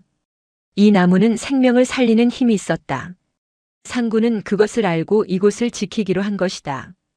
이 나무 곁에 있으면 자신의 영역도 강해질 것임을 직감했다. 수아는 조심스럽게 나무 뒤에서 나왔다. 그리고 상군의 엉덩이 쪽을 톡 건드려 보았다. 따뜻하고 푹신했다. 야옹아. 수아에게는 집채만 한 호랑이도 그저 큰 고양이로 보이기 시작했다. 아이의 순수함은 공포를 금방 잊게 했다. 너 여기서 잘 거야? 그럼 나랑 같이 자. 수아는 산군의 배 쪽에 몸을 기댔다. 나무의 온기와 산군의 체온이 더해지자 추위는 완전히 사라졌다. 비우남에는 이제 기묘한 동거가 시작되었다. 저승차사의 나무 산의 주인인 호랑이, 그리고 그 사이에서 잠든 동자승. 이 평화롭고도 위태로운 풍경 뒤로 횃불을 든 수십 명의 인간들이 산을 오르고 있었다. 최현감과 마가 그리고 탐욕의 눈이 먼 병사들이었다. 그들이 비우남에 도착했을 때 마주하게 될 것은 단순한 늙은 중과 아이가 아니었다. 인간이 범접해서는 안 될 신역이 그들을 기다리고 있었다. 다음 날 정오. 최현감 일행은 숨을 헐떡이며 비우남 입구에 도착했다. 밤새 산을 올라오느라 몰골이 말이 아니었지만 최현감의 눈은 더욱 광기로 번들거렸다. 절은 고요했다. 하지만 마당 한가운데 붉은 빛을 띠는 괴이한 나무 한 그루가 서 있는 것이 보였다. 저것이다. 최현감이 소리쳤다. 저 나무. 저것이 바로 그 비법이다. 한겨울에 잎이 무성하고 빛이 나는 나무라니. 저 열매를 먹으면 불로장생할 것이 분명하다. 나무에는 아직 열매가 없었지만 최현감의 눈에는 환상이라도 보이는 듯 했다. 여봐라. 당장 저 나무를 뿌리째 캐내라. 그리고 저 안에 숨어있는 놈들을 끌어내라. 병사들이 창과 삽을 들고 우르르 몰려 들어갔다. 살인문이 부서져 나갔다. 와! 함성을 지르며 마당으로 들어선 병사들. 그러나 그들은 곧장 얼어붙었다. 나무 뒤에서 누군가 천천히 걸어 나오고 있었다. 수아였다. 하지만 수아는 혼자가 아니었다. 수아의 뒤로 산처럼 거대한 그림자가 일어섰다. 황금빛 털에 검은 줄무늬. 입에서 뿜어내는 하얀 입김이 안개처럼 퍼졌다. 크앙! 상군이 포효했다. 그 소리는 단순한 짐승의 울음소리가 아니었다. 공기를 찢고 고막을 터뜨릴 듯한 굉음이었다. 병사들 중 몇몇은 그 자리에서 거품을 물고 기절했고 말들은 뒷발질을 하며 병사들을 떨어뜨렸다. 호랑이. 상군이다. 도망쳐. 대열은 순식간에 무너졌다. 최현감은 다리가 풀려 가마에서 굴러떨어졌다. 이놈들아. 도망치지 마라. 창을 던져라. 저깟 짐승 잡으면 가죽이 얼마인지 아느냐. 그는 공포에 질려서도 계산기를 두드렸다. 마가가 떨리는 손으로 활을 겨누었다. 그는 사냥꾼이었다. 평생 호랑이를 잡아보고 싶었던 욕망이 공포를 눌렀다. 저건 대물이다. 잡으면 팔자를 고친다. 마가는 활시위를 당겼다. 화살촉이 산군의 미간을 향했다. 하지만 상군은 움직이지 않았다. 대신 수아가 앞으로 나섰다. 쏘지 마. 우리 야옹이 괴롭히지 마. 수아가 양팔을 벌리고 상군 앞을 막아섰다. 비켜라, 꼬마야. 마가의 손가락이 튕겨졌다. 화살이 바람을 가르며 날아갔다. 수아를 겨냥한 것은 아니었지만 수아가 막고 있어 위험했다. 그 순간 쿵! 붉은 나무의 가지가 채찍처럼 휘어졌다. 날아오던 화살을 가지가 탁 쳐냈다. 화살은 힘없이 튕겨나가 바닥에 꽂혔다. 뭐야? 마가의 입이 떡 벌어졌다. 나무가 움직였다. 이번에는 나무의 뿌리가 땅 위로 솟구쳤다. 마치 살아있는 뱀처럼 꿈틀거리며 마가와 병사들을 향해 뻗어나갔다. 이것은 전쟁이었다. 자연과 탐욕의 전쟁. 저승의 힘을 받은 수호목과 산군, 그리고 그들을 지키려는 아이가 한편이 되고 영생을 꿈꾸는 미치광이 현감과 그의 졸개들이 한편이 된 기이한 싸움이 시작된 것이다. 수아는 더 이상 울지 않았다. 그는 뒤를 돌아 산군의 다리를 토닥였다. 야옹아, 저 아저씨들 혼내줘. 우리 나무 뺏으러 온 거래. 산군의 눈이 푸르게 빛났다. 그는 앞발을 들어 땅을 내리찍었다. 쿵! 지진 같은 진동과 함께 산비탈에 쌓여있던 눈더미가 쏟아져 내리기 시작했다. 눈사태였다. 으악! 산이 무너진다. 아비규환이 펼쳐졌다. 최현감은 바닥을 기며 비명을 질렀다. 내 나무, 내 불로초. 안 돼. 하얀 눈보라가 비우남을 집어삼킬 듯 몰려왔지만 신기하게도 붉은 나무가 뿜어내는 빛의 결계 안쪽은 고요했다. 수아와 산군은 그 빛 속에서 눈보라에 휩쓸려가는 탐욕스러운 인간들을 바라보았다. 이것은 단순한 재해가 아니었다. 저승차사가 남긴 경고이자 수아가 심은 작은 씨앗이 불러온 거대한 인과응보의 시작이었다. 관아의 지하 옥사는 빛 한 점 들지 않는 무간지옥과 같았다. 습기 찬 벽에서는 곰팡이 냄새가 진동했고 바닥을 기어다니는 쥐들의 발소리만이 정막을 깼다. 명신 스님은 가부좌를 튼 채 깊은 명상에 잠겨 있었다. 몸은 만신창이었으나 정신만은 수정처럼 맑았다. 스님의 의식은 꿈과 현실의 경계를 넘어 비운함으로 향했다. 꿈속에서 스님은 보았다. 자신이 평생을 바쳐 닦은 마당에 솟아난 붉은 기둥. 그 아래에서 평온하게 잠든 수아. 그리고 그 곁을 지키는 산의 주인. 산군이 아이를 품고 있구나. 명신은 전율했다. 저승차사가 다녀간 날 밤 단순히 자신의 수명만 늘어난 것이 아니었다. 차사는 그곳에 자신의 기운을 심어놓고 간 것이다. 그것은 아이의 효심에 대한 감복이자 저승의 법도를 건드린 것에 대한 스스로의 표식이었다. 하지만 불길하다. 붉은 나무의 빛이 강해질수록 주변의 어둠도 짙어지고 있었다. 탐욕은 빛을 보면 더욱 굶주린 짐승처럼 달려드는 법이다. 최현감은 결코 포기하지 않을 위인이었다. 그때였다. 찍, 찍찍. 쥐 소리가 유난히 크게 들렸다. 명신 스님은 천천히 눈을 떴다. 감옥 천장에 통풍구 쇠창살이 덜그럭거렸다. 잠시 후 쇠창살이 뜯겨 나가더니 밧줄 하나가 툭 떨어졌다. 그리고 날렵한 그림자 하나가 소리 없이 바닥에 내려앉았다. 검은 복면을 쓴 사내였다. 누구냐? 명신 스님의 목소리는 낮았으나 떨림이 없었다. 사내는 복면을 벗었다. 험상궂은 인상에 한쪽 눈에 칼자국이 있는 사내 천수였다. 그는 과거 이 고을을 떠들썩하게 했던 대도였다. 천수는 넙죽 큰 절을 올렸다. 스님, 접니다. 천수놈입니다. 천수라. 10년 전 절 뒤뜰에서 쌀 가마니를 훔치려다 들켰던 그놈 말이냐? 네. 그때 스님께서 신고는커녕 훔쳐가기 무겁다며 지게까지 빌려주셨음입죠. 가져가서 배불리 먹고 남으면 다시 오라 하셨던 말씀 평생 못 잊고 살았습니다. 천수의 눈시울이 붉어졌다. 그날 명신 스님의 자비는 천수의 인생을 바꾸었다. 그는 도둑질을 끊고 산 밑에서 숯을 구워 팔며 성실하게 살고 있었다. 하지만 이번 최현감의 폭정과 스님의 투옥 소식을 듣고는 다시 한번 의로운 도둑질을 결심한 것이다. 스님을 모시러 왔습니다. 오늘 밤 고을이 뒤집혔습니다. 사또가 산에서 호랑이를 만나 혼비백산에 내려왔는데 그 틈을 타 옥졸들도 정신이 빠져 있습니다. 나는 갈 수 없다. 명신 스님은 고개를 저었다. 내가 도망치면 수아가 위험해진다. 현감은 나를 미끼로 아이를 잡으려 할 것이다. 아이고 스님, 지금 사또놈 눈이 돌아갔습니다. 산에 불을 지른다 만다 난리를 치고 있다고요. 여기서 죽으시면 수아는 누가 지킵니까? 불이라는 말에 명신 스님의 눈빛이 달라졌다. 산에 불을 지른다면 그것은 수아뿐만 아니라 산군, 그리고 산에 깃든 모든 생명을 죽이는 짓이었다. 더 이상 자비로 기다릴 때가 아니었다. 천수야. 예 스님. 내 지팡이가 어디 있느냐? 관아 창고에 압수되어 있을 겁니다. 그것을 찾아오너라. 그리고 명신 스님은 천수의 귀에 무언가를 속삭였다. 천수의 표정이 놀라움으로 변했다. 정말입니까? 그런 비밀 통로가. 비우남은 본래 호국 사찰이었다. 난리가 나면 백성들을 피신시키기 위해 만든 땅굴이 있다. 그 입구가 관아 뒤뜰 우물가와 연결되어 있지. 명신 스님은 자리에서 일어났다. 가자.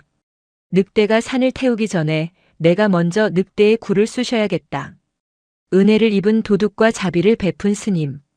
기묘한 짝패의 탈옥이 시작되었다. 이것 또한 10년 전 스님이 심어둔 선업의 씨앗이 싹을 틔운 결과였다. 관아 안채는 분노와 공포로 끓어오르고 있었다. 최현감은 다리에 부목을 댄 채 술상을 엎어버렸다. 빌어먹을 호랑이? 나무 귀신? 그는 자신의 무능함을 인정하는 대신 적을 악마화하는 길을 택했다. 그것들은 요물이다. 내 눈으로 똑똑히 보았다. 늙은 중놈이 흑마법을 부려 나무 귀신을 만들고 호랑이를 조종하는 게야. 방 안에 모인 마가와 포졸들은 침묵했다. 그들도 보았기 때문이다. 아이를 지키는 산군과 화살을 쳐내는 붉은 나무를. 그것은 인간의 힘으로 어쩔 수 없는 영역이었다. 사또 나으리 산군은 건드리는 게 아닙니다. 산신령을 노하게 하면 대대손손 저주를 받습니다. 이방이 조심스럽게 만류했다. 닥쳐라. 저주? 내가 지금 늙어 죽게 생겼는데 저주가 대수냐? 최현감의 눈은 붉게 충혈되어 있었다. 그는 붉은 나무의 열매 혹은 수액을 마시면 영생을 얻을 것이라는 망상에 완전히 사로잡혀 있었다. 정상적인 사고가 불가능했다. 마가야. 네. 병사들로는 안 된다. 놈들은 겁쟁이야. 최현감은 엽전 꾸러미를 바닥에 던졌다. 옆 고을 화적패들을 불러라. 돈이라면 부모도 팔아먹는 놈들이다. 그놈들에게 산을 포위하라고 해. 설마 산을 태우실 작정이십니까? 그래. 겨울이라 나무가 말라 불이 잘 붙을 게다. 밑에서부터 불을 질러 토끼 몰듯 위로 몰아라. 호랑이고 귀신이고 불 앞에서는 짐승일 뿐이다. 하오나 산에 불을 지르면 비운함도 상관없다. 나무만 남으면 돼. 그 신비한 나무는 불에도 타지 않을 것이다. 나머지는 다 제가 되어도 좋다. 최현감의 명령은 잔혹했다. 그는 자신의 생명을 위해 산 전체를 제물로 바치려 하고 있었다. 마가는 주먹을 꽉 쥐었다. 사냥꾼으로서 산에 불을 지르는 것은 금기 중의 금기였다. 하지만 거역하면 자신의 목숨이 위태로웠다. 알겠습니다. 마가가 밖으로 나갔다. 잠시 후 관아 마당에는 횃불과 기름통이 쌓이기 시작했다. 화적패들이 낄낄거리며 모여들었다. 그들에게 산군이나 영물 따위는 관심 없었다. 오직 현감이 약속한 두둑한 포상금만이 중요했다. 밤바람이 찼다. 바람의 방향은 남동풍. 산 아래에서 불을 놓으면 순식간에 비운함이 있는 정상까지 집어삼킬 기세였다. 최현감은 툇마루에 앉아 그 광경을 지켜보며 광소를 터뜨렸다. 태워라. 모조리 태워버려. 내 것이 되지 않는다면 차라리 잿더미가 되는 게 낫다. 그의 등 뒤로 검은 그림자가 어른거렸다. 저승차사들이 그의 명부의 붉은 줄을 긋기 위해 기다리고 있다는 것을 그는 여전히 모르고 있었다. 비운함의 밤은 여느 때와 달리 매캐한 냄새로 시작되었다. 수아는 자다가 기침을 하며 일어났다. 콜록, 콜록. 무슨 냄새지? 옆에 있던 산군이 낮게 그르렁거렸다. 산군의 털이 곤두서 있었다. 동물들은 본능적으로 알고 있었다. 산 아래에서 죽음의 냄새가 올라오고 있다는 것을. 야옹아, 왜 그래? 수아는 불안한 눈으로 산 아래를 내려다보았다. 칠흑 같은 어둠 속에서 붉은 뱀 같은 불길이 꾸물꾸물 기어 올라오고 있었다. 불이었다. 불이야. 산에 불이 났어. 수아는 발을 동동 굴렀다. 스님이 안 계신데 불이라니. 물을 길어다 꺼야 한다는 생각에 물동이를 찾았지만 저 거대한 불길을 막기에는 턱없이 부족했다. 그때였다. 붉은 나무가 웅웅거리며 진동했다. 수아는 나무에게 다가갔다. 나무야, 뜨거워? 무서워? 아이가 나무를 끌어안자 수아의 머릿속으로 이미지가 흘러들어왔다. 말이 아니었다. 그림이었다. 나무가 보는 세상. 땅속 깊이 뻗은 뿌리가 느끼는 고통. 그리고 산 아래에서 횃불을 들고 올라오는 악한 인간들의 형상. 하지만 나무는 두려워하지 않고 있었다. 오히려 분노하고 있었다. 나무의 잎사귀가 더욱 붉게 타올랐다. 마치 불에는 불로 맞서겠다는 듯이. 수아는 나무의 뜻을 알 수 있었다. 지켜야 해. 나무는 비운함을 그리고 자신을 살리기 위해 힘을 쓰고 있었다. 하지만 혼자서는 버거웠다. 누군가의 도움이 필요했다. 내가 도와줄게. 수아는 눈을 질끈 감았다. 나는 힘이 없어. 하지만 내 기억을 다 줘도 좋아. 너 다 가져가. 그러니까 불 꺼줘. 수아는 자신이 가진 가장 소중한 것, 스님과의 추억마저 내놓을 각오를 했다. 아이의 순수한 희생정신이 다시 한번 나무를 깨웠다. 우웅. 나무 뿌리가 땅 위로 솟구쳤다. 검은 뿌리들이 마치 살아있는 방벽처럼 비우남 주변을 둥글게 감싸기 시작했다. 그것은 단순한 방어가 아니었다. 땅 속에 흐르는 수맥을 끌어올리는 것이었다. 나무의 뿌리 끝에서 물이 뿜어져 나왔다. 지하 안반수가 붉은 기운을 머금고 솟구쳐 올라 마치 안개비처럼 비우남 주변을 적셨다. 치익. 산 아래에서 올라오던 화마가 비우남 경계에 닿자 힘을 잃고 사그라들었다. 하지만 불길은 끈질겼다. 기름을 먹은 불화살들이 비처럼 쏟아져 내렸다. 으앙! 수아는 산군의 배 밑으로 숨었다. 산군은 앞발로 날아오는 불화살을 쳐냈다. 그의 털 일부가 그을렸지만 산군은 물러서지 않았다. 그는 산의 왕이었다. 자신의 영토를 침범한 불청객들에게 진짜 공포를 보여줄 때가 되었다. 크아앙! 산군의 포효가 다시 한번 산을 울렸다. 이번 울음소리에는 바람을 부르는 힘이 실려 있었다. 산 정상에서부터 거센 돌풍이 불어 닥쳤다. 불길을 아래로 인간들이 있는 쪽으로 역류시키는 바람이었다. 바람이 바뀐다. 불이 우리 쪽으로 온다. 도망쳐. 산 아래 화적패들이 비명을 지르며 흩어졌다. 그 혼란스러운 전장 한복판. 나무의 보호막 안에서 수아는 눈을 떴다. 아이의 눈동자가 변해 있었다. 한쪽 눈은 평소처럼 검었지만 다른 한쪽 눈은 나무의 잎사귀처럼 붉게 빛나고 있었다. 나무와 아이의 동조가 시작된 것이다. 수아는 이제 숲의 눈으로 세상을 볼 수 있었다. 어디에 누가 숨어 있는지, 누가 아기를 품고 다가오는지 훤히 보였다. 그리고 그 붉은 시야에 산길을 뛰어 올라오는 2명의 인형이 포착되었다. 적들이 아니었다. 한 명은 낯선 복면의 사내. 그리고 다른 한 명은 스님? 수아의 입에서 탄성이 터져 나왔다. 관아를 탈출한 명신 스님이 지팡이를 짚고 불길을 뚫으며 올라오고 있었다. 그의 등 뒤로는 관세음 보살의 후광 같은 은은한 빛이 서려 있었다. 반격의 시간이었다. 화마가 혓바닥을 날름거리는 비우남 입구. 명신 스님은 숨을 골랐다. 칠순의 노구의 산행은 무리였으나 그의 발걸음에는 주저함이 없었다. 땅굴을 통해 산 중턱으로 빠져나온 뒤 천수의 부축을 받으며 불길이 닿지 않은 샛길로 달려온 참이었다. 스님, 저기 보십시오. 불길이 저를 피해갑니다. 천수가 손가락으로 가리켰다. 기이한 광경이었다. 산 아래에서 치솟은 거대한 불기둥이 비우남 담장 앞에서 보이지 않는 벽에 막힌 듯 양옆으로 갈라지고 있었다. 그 중심에는 붉은 빛을 내뿜는 궤목과 집채만 한 호랑이의 그림자가 어른거렸다. 수아야. 명신 스님의 눈시울이 붉어졌다. 아이가 살아있다. 그리고 그 아이를 지키기 위해 산천초목이 비명을 지르며 맞서고 있었다. 가자. 더 늦으면 안 된다. 명신 스님은 천수에게서 건네받은 지팡이 6환장을 땅에 짚었다. 철그럭. 6개의 고리가 부딪히는 맑은 금소금이 화마의 굉음을 뚫고 울려 퍼졌다. 스님이 발걸음을 옮길 때마다 6환장 소리가 파동처럼 번져나갔다. 신기하게도 그 소리가 닿는 곳마다 타오르던 불길이 기세가 꺾이며 사그라들었다. 그것은 주술이 아니었다. 평생을 수행한 노승의 기백이 혼란스러운 기운을 잠재우는 것이었다. 수아야. 스님이 마당에 들어서며 외쳤다. 산군의 배 밑에 숨어있던 수아가 고개를 들었다. 아이의 눈이 믿을 수 없다는 듯 커졌다. 스님? 진짜 스님이에요? 수아는 숯검댕이가 묻은 얼굴로 뛰쳐나왔다. 산군이 낮게 그르렁거렸지만 스님에게서 나는 익숙한 향내를 맡고는 경계를 풀었다.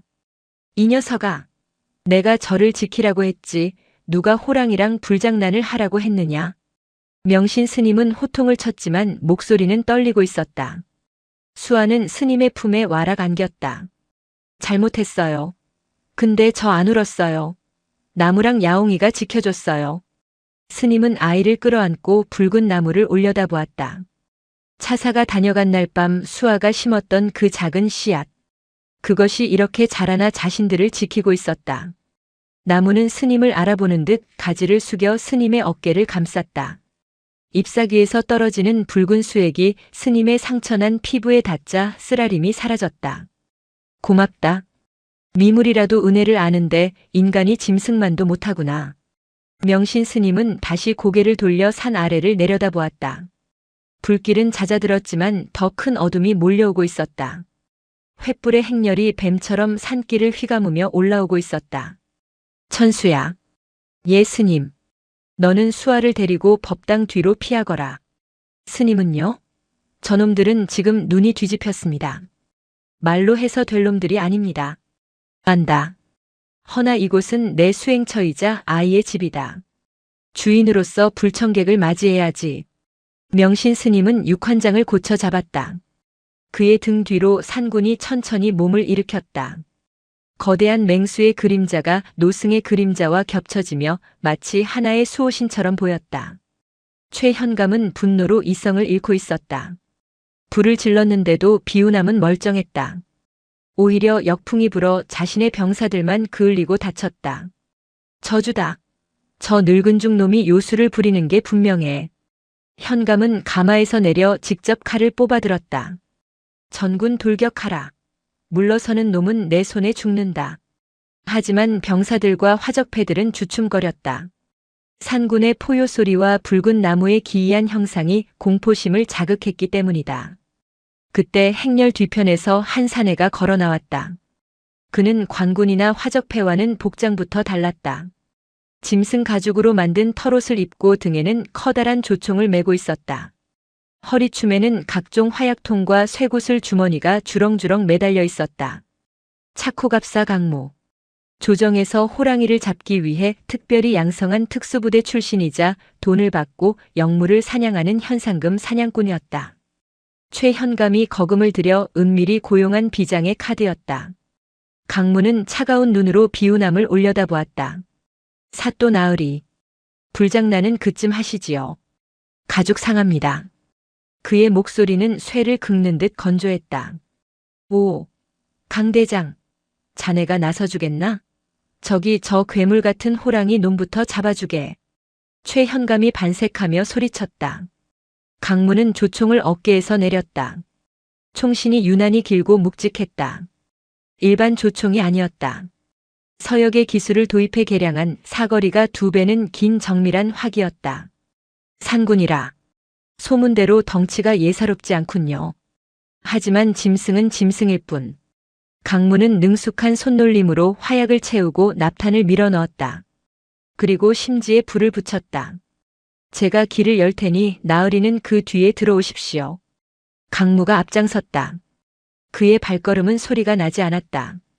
눈밭을 걷는데도 마치 허공을 밟는 듯 했다. 살기를 완전히 지운 채 사냥감에게 접근하는 숙련된 사냥꾼의 보법이었다. 비운한 마당. 상군이 털을 곤두세웠다. 크르르. 상군은 지금까지와는 다른 위협을 감지했다. 불이나 창칼은 두렵지 않았다.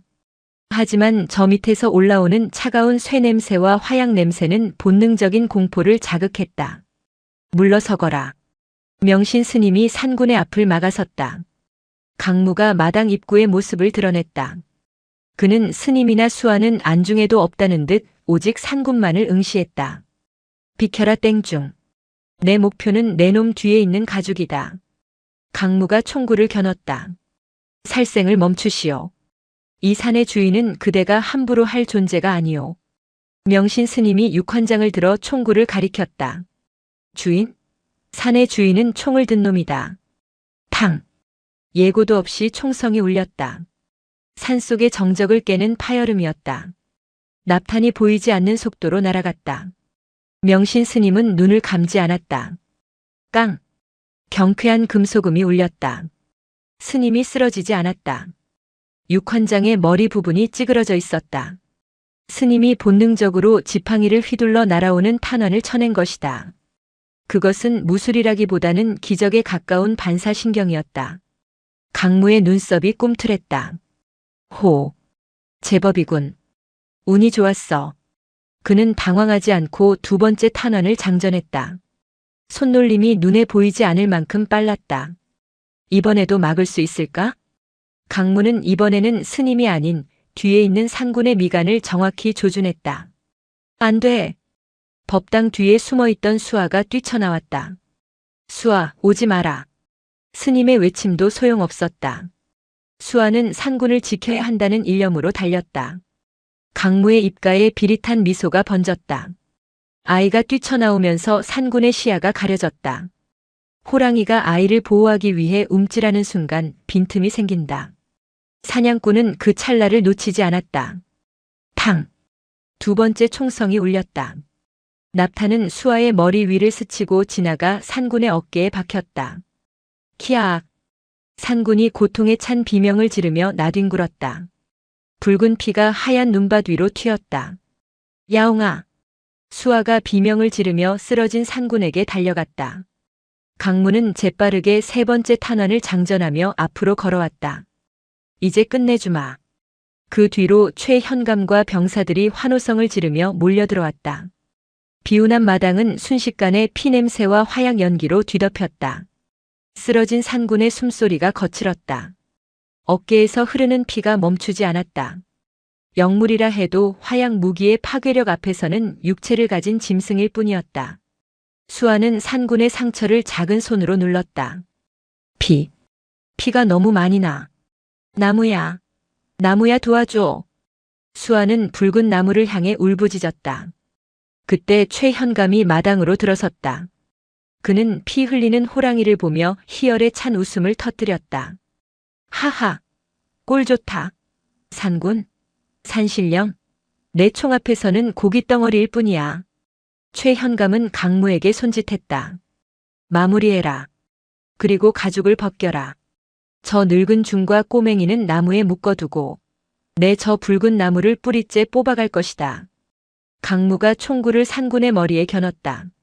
산군은 고통 속에서도 수아를 등 뒤로 감추려 애썼다. 명신 스님은 부러진 육환장을 짚고 일어섰다. 멈추어라. 하늘이 두렵지도 않으냐? 하늘. 내가 곧 하늘이다. 최현감의 광기는 극에 달해 있었다. 강무의 손가락이 방아쇠에 걸렸다. 그 절체절명의 순간. 우웅. 붉은 나무가 소리를 냈다. 바람 소리가 아니었다. 땅속 깊은 곳에서 올라오는 분노의 울음소리였다. 수아의 눈물이 산군의 피와 섞여 땅으로 스며들었다. 그리고 그 핏물은 나무 뿌리에 닿았다. 순수한 아이의 눈물과 영물의 피, 그리고 탐욕스러운 인간의 살기. 이 세 가지가 만나자 나무가 각성했다. 화르륵. 나무의 붉은 잎사귀들이 일제히 불타오르듯 빛을 발했다. 그 빛은 따뜻한 온기가 아니라 서늘하고 날카로운 핏빛 섬광이었다. 화광. 마른 하늘에 날벼락이 떨어졌다. 나무 줄기에서 검붉은 가지들이 뱀처럼 튀어나왔다. 그것은 생명체를 공격하는 식물이라기보다는 죄인을 포박하는 저승의 사슬 같았다. 이게 뭐야? 병사들이 비명을 질렀다. 나무 줄기들이 병사들의 다리를 휘감아 공중으로 들어올렸다. 강무도 예외는 아니었다. 그가 총을 쏘려 했지만 나무줄기가 순식간에 그의 총을 감아 비틀어버렸다. 천하의 사냥꾼 강무도 땅에서 솟구치는 초자연적인 힘 앞에서는 속수무책이었다. 나무줄기는 강무를 올가매어 허공에 매달았다. 마당은 아수라장이 되었다. 최현감의 병사들은 모두 나무줄기에 묶여 대롱대롱 매달린 신세가 되었다. 오직 한 사람 최현감만이 멀쩡했다. 나무는 그를 공격하지 않았다. 대신 그를 포위하듯 가지를 뻗어 퇴로를 막았다. 오지마, 오지마. 최현감은 뒷걸음질 치다 툇마루에 주저앉았다. 명신 스님이 그에게 다가갔다. 보이느냐? 이것이 내가 그토록 탐하던 나무의 실체다. 명신 스님의 목소리는 차분했지만 서리빨 같은 위엄이 있었다. 이 나무는 생명을 살리는 나무다. 허나 생명을 해하려는 자에게는 지옥의 형벌을 내리는 심판관이기도 하다. 최현감은 공포에 질려 붉은 나무를 올려다보았다. 나무의 중심 가장 굵은 줄기 부분에 사람의 얼굴 형상이 떠오르고 있었다. 그것은 갓을 쓰고 도포를 입은 사내의 형상이었다. 눈 내리는 밤 수아와 마주했던 그 손님. 저승차사의 모습이 나무 껍질에 새겨져 있었다. 저승사자. 최현감은 비로소 깨달았다. 자신이 건드린 것이 무엇인지. 자신이 탐냈던 영생의 나무가 사실은 죽음을 관장하는 존재의 현신이었음을. 나무에 새겨진 차사의 얼굴이 입을 벌리는 듯 했다. 소리는 들리지 않았지만 최현감의 머릿속에는 천둥 같은 목소리가 울렸다. 내 수명은 이미 다했다. 탐욕으로 연명한 시간, 이제 그 값을 치러라. 살려줘. 잘못했어. 내가 미쳤었어. 최현감은 바닥에 머리를 찌우며 빌었다. 스님, 스님, 제발 살려주시오. 내 전 재산을 절에 시주하겠소. 다시는 산을 넘보지 않겠소. 명신 스님은 가만히 그를 내려다보았다. 목숨은 거래하는 것이 아니다. 내가 뺏으려 했던 수많은 생명들, 그 업보가 너를 옥죄는 것이다. 스님은 수아를 돌아보았다. 수아는 산군을 끌어안고 있었다. 나무의 붉은 빛이 산군의 상처에 스며들자 놀랍게도 총상을 입은 자리에 새살이 돋아나고 있었다. 납탄이 저절로 튀어나오고 피가 멎었다. 야옹아. 수아의 얼굴에 안도의 눈물이 흘렀다. 상군은 비틀거리며 일어났다. 그리고 최현감을 향해 고개를 돌렸다. 푸른 눈동자가 살기로 번득였다. 크르릉. 상군이 최현감에게 다가갔다. 안 돼. 저리 가. 저리 가란 말이야. 최현감은 엉금엉금 기어서 도망치려 했다. 하지만 뒤는 절벽이었다. 상군은 그를 물어 죽이지 않았다. 단지 거대한 앞발을 들어 최현감의 가슴을 툭 밀었을 뿐이다. 하지만 그 툭은 탐욕의 무게를 감당하지 못한 자에게는 치명타였다. 으악! 최현감은 중심을 잃고 비우남 난간 넘어 천길 낭떠러지로 떨어졌다. 그의 비명소리는 산메아리가 되어 허공으로 흩어졌다. 그가 사라지자 나무줄기에 매달려 있던 병사들과 강무가 바닥으로 툭툭 떨어졌다. 그들은 혼비백산하여 무기를 버리고 산 아래로 도망쳤다. 귀신이다. 귀신 고칼 노릇이다. 도망치는 그들의 등 뒤로 붉은 나무는 다시 고요한 침묵을 지켰다. 붉은 빛이 서서히 잦아들고 다시 평범한 검은 나무로 돌아왔다. 하지만 산군과 스님 그리고 수아는 알고 있었다. 이 나무가 이제 비우남의 진정한 주인이자 수호신으로 자리 잡았음을. 눈이 내리기 시작했다. 피와 화약으로 얼룩진 마당을 하얀 눈이 덮어주었다. 모든 죄와 업을 덮어주듯 세상은 다시 고요해졌다. 비우남에 다시 봄이 왔다. 하지만 그 봄은 예전의 봄과는 달랐다. 사람들은 이제 천광산을 금산이라 불렀다. 산 중턱에는 관군이 쳐놓은 금줄이 둘러쳐졌고 마을에는 흉흉한 소문이 안개처럼 피어올랐다. 그 산에 가면 귀신 들린 나무가 사람을 잡아먹는데 최현감도 그 나무에 홀려 절벽에서 떨어졌다지. 소문은 발 없는 말이 되어 한양 도성까지 흘러들어갔다. 조정에서는 고을 현감이 의문사하고 관군이 괴멸했다는 보고에 발칵 뒤집혔다.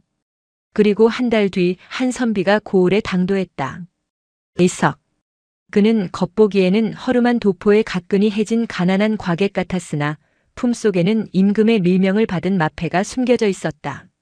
암행어사였다. 그는 차가운 이성을 가진 합리주의자였다. 귀신이니 요괴니 하는 것들은 백성을 현혹하는 헛소문이라 믿었고 최현감의 죽음 뒤에는 반드시 역모나 밀란 같은 현실적인 이유가 있을 것이라 판단했다. 이석은 촌로로 위장의 주막에 앉아 국밥을 말았다. 거참 비우남 스님이 도수를 부린다는 게 정말이오? 아이고 말도 마슈. 내 눈으로 봤단께요. 불이 났는데 불길이 절만 쏙 피해가더라니까. 그러고는 호랑이가 나타나서 관군들을 싹다. 주막 사람들의 이야기는 과장이 섞여 있었지만 공통된 사실이 있었다. 붉은 나무와 호랑이 그리고 아이였다. 이석은 숟가락을 놓았다. 사이비들이 백성을 선동하고 있구나. 그는 명신 스님이 요술로 무지한 백성들을 속이고 사병을 키우고 있다고 의심했다. 호랑이는 훈련시킨 맹수일 것이고 붉은 나무는 눈속임일 것이다. 다음 날 새벽. 이석은 역졸들을 대동하지 않고 홀로 산을 올랐다. 호랑이 굴에 들어가야 호랑이 새끼를 잡는 법. 그는 붓과 종이 그리고 호신용 단검 하나만을 품에 넣고 안개 낀 천광산을 밟았다. 산은 고요했다. 그런데 이상했다. 산길을 오를수록 머리가 맑아지고 가슴이 상쾌해졌다. 험한 산세임에도 불구하고 마치 누군가 길을 쓸어놓은 듯 정갈했다. 짐승의 배설물 냄새도 썩은 낙엽 냄새도 나지 않았다. 기이하군. 비우남 입구에 다다랐을 때 이석은 발걸음을 멈췄다. 폐허가 되었을 것이라 예상했던 절은 눈부시게 평화로웠다. 무너진 담장은 보수되어 있었고 마당에는 연등 대신 붉은 빛이 감도는 잎사귀들이 바람에 흩날리고 있었다. 그리고 그 나무 아래 동자승 하나가 빗자루질을 하고 있었다. 아이의 옆에는 집채만 한 호랑이가 고양이처럼 엎드려 졸고 있었다. 이석은 마른 침을 삼켰다. 소문은 사실이었다. 저 거대한 맹수가 목줄도 없이 아이 곁에 있다니. 누구세요? 수아가 고개를 들었다. 아이의 눈은 맑은 호수 같았다. 이석이 평생 보아온 죄인이나 사기꾼의 눈빛이 아니었다. 지나가던 과객인데 물 한 모금 얻어 마실 수 있겠느냐? 이석은 짐짓 태연하게 물었다. 네. 들어오세요. 마침 떡 쪄놨어요. 수아는 빗자루를 내려놓고 살인문을 활짝 열었다. 옆에 있던 산군이 눈을 가늘게 뜨고 이석을 노려보았다. 이석은 등골이 오싹했지만 물러서지 않았다. 그는 왕의 대리인이다. 짐승 앞에서 기죽을 수는 없었다. 수아는 산군의 머리를 쓰다듬으며 속삭였다. 야옹아, 손님이야. 으르렁거리지 마. 그러자 산군이 거짓말처럼 고개를 다시 파묻었다. 이석은 마당에 들어섰다. 그리고 보았다. 마당 한가운데 우뚝 솟은 붉은 나무. 그 가지마다 주렁주렁 매달린 열매들을. 감이었다. 하지만 평범한 감이 아니었다. 껍질이 투명해서 안에 과육이 훤히 들여다 보이는데 그 속에서 붉은 빛이 심장처럼 고동치고 있었다. 저것이 소문의 그 나무인가? 이석은 홀린 듯 나무 앞으로 다가갔다. 손님, 떡 드세요. 수아가 쑥떡과 찻잔을 내왔다. 그리고 쟁반 구석에 나무에서 갓 딴 듯한 붉은 감 하나가 놓여 있었다. 이건 우리 나무에서 열린 마음감이에요. 스님이 그러시는데 이걸 먹으면 마음이 편해진대요. 이석은 그 감을 집어들었다. 따뜻했다. 겨울도 아닌데 갓 찐 떡처럼 온기가 돌았다. 그때 법당 문이 열리고 명신 스님이 나왔다. 귀한 손님이 오셨군요. 명신 스님의 눈빛은 이석의 남루한 행색을 꿰뚫고 그 안에 감춰진 마패를 보는 듯 했다. 스님, 이 감 먹어도 되는 것입니까? 이석이 물었다. 드시는 분의 마음에 달렸지요. 마음에 거리낌이 없는 자에게는 꿀맛일 것이고 숨기는 것이 있는 자에게는 쓴맛일 것입니다. 이석은 콧방귀를 뀌고 싶었으나 참았다. 그는 단검 대신 붓을 쥐는 선비의 자존심으로 이 기이한 과일의 정체를 밝혀야 했다. 이석은 감을 한 입 베어 물었다. 그 순간 세상이 뒤집혔다. 이석은 머리를 감싸쥐었다. 독이다. 독이 분명하다. 하지만 고통은 육체가 아닌 영혼에서 왔다. 눈앞이 하얘지더니 파노라마처럼 영상이 스쳐 지나갔다. 그것은 이석 자신의 기억이 아니었다. 이 나무가 기억하고 있는 이 땅에 스며든 진실의 기록이었다. 눈 내리는 밤 곶감 하나를 내밀며 저승사자를 막아서던 아이의 떨리는 손. 자신의 수명을 깎아 아이를 살렸던 노승의 기도. 탐욕에 눈이 멀어 산에 불을 지르던 최현감의 광기 어린 얼굴. 그리고 아이를 지키기 위해 자신의 피를 뿌리며 맞서던 산군의 포효. 이석은 그 모든 장면을 제3자가 아닌 당사자의 감정으로 느꼈다. 아이의 절박함에 가슴이 찢어졌고 현감의 탐욕에 구역질이 났다. 이것은 환각이 아니다. 진실이다. 나무는 말이 없었으나 그 어떤 사초보다 정확하게 역사를 기록하고 있었다. 저승차사가 남긴 이 나무는 이승의 선악을 비추는 거울이었다. 이석이 정신을 차렸을 때 그는 마당 흙바닥에 무릎을 꿇고 있었다. 등줄기가 식은땀으로 흠뻑 젖어 있었다. 보셨습니까? 명신 스님의 목소리가 들려왔다. 이석은 고개를 들었다. 스님은 온화한 표정으로 그를 내려다보고 있었다. 그대는 왕의 눈과 귀가 되어 이곳에 오셨소. 무엇을 보았고 무엇을 들으셨소? 이석은 떨리는 손으로 품속의 마패를 꺼냈다. 그리고 그것을 바닥에 내려놓았다. 암행어사로서의 권위가 아닌 한 인간으로서의 예의였다. 제가 어리석었습니다. 이석의 눈에서 눈물이 흘러내렸다. 이성으로 무장했던 그의 마음벽이 아이의 곶감 하나에 속절없이 무너져 내린 것이다. 세상에 이런 효심이, 이런 기적이 존재한다는 것을 책상 물림인 저는 믿지 못했습니다. 요괴라 의심하고 사교라 단정지었습니다. 부끄럽습니다. 이석은 수아를 바라보았다. 아이는 영문을 모른 채 눈을 동그랗게 뜨고 있었다. 도련님, 왜 우세요? 감히 맛이 없어요? 아니다. 아니다. 내 평생 먹어본 것 중 가장 달고 가장 아픈 맛이구나. 이석은 수아의 작은 손을 잡았다. 거칠고 투박한 손. 이 작은 손이 저승의 법도를 바꾸고 산을 지켜냈다. 그날 밤 이석은 잠들지 못했다. 그는 붓을 들었다. 조정에 올릴 장계를 써야 했다. 사실대로 적는다면 이 나무는 베어질 것이고 스님과 아이는 요물을 키운 죄로 압송될 것이다. 조정의 벼슬아치들은 자신들이 이해할 수 없는 힘을 두려워하기 때문이다. 이석은 먹을 갈았다. 검은 먹물이 벼루에 가득 찼다. 신이석, 천광산의 변고를 조사하여 아래옵니다. 그는 붓을 멈췄다. 그리고 눈을 감고 붉은 나무가 보여준 진실을 되새겼다.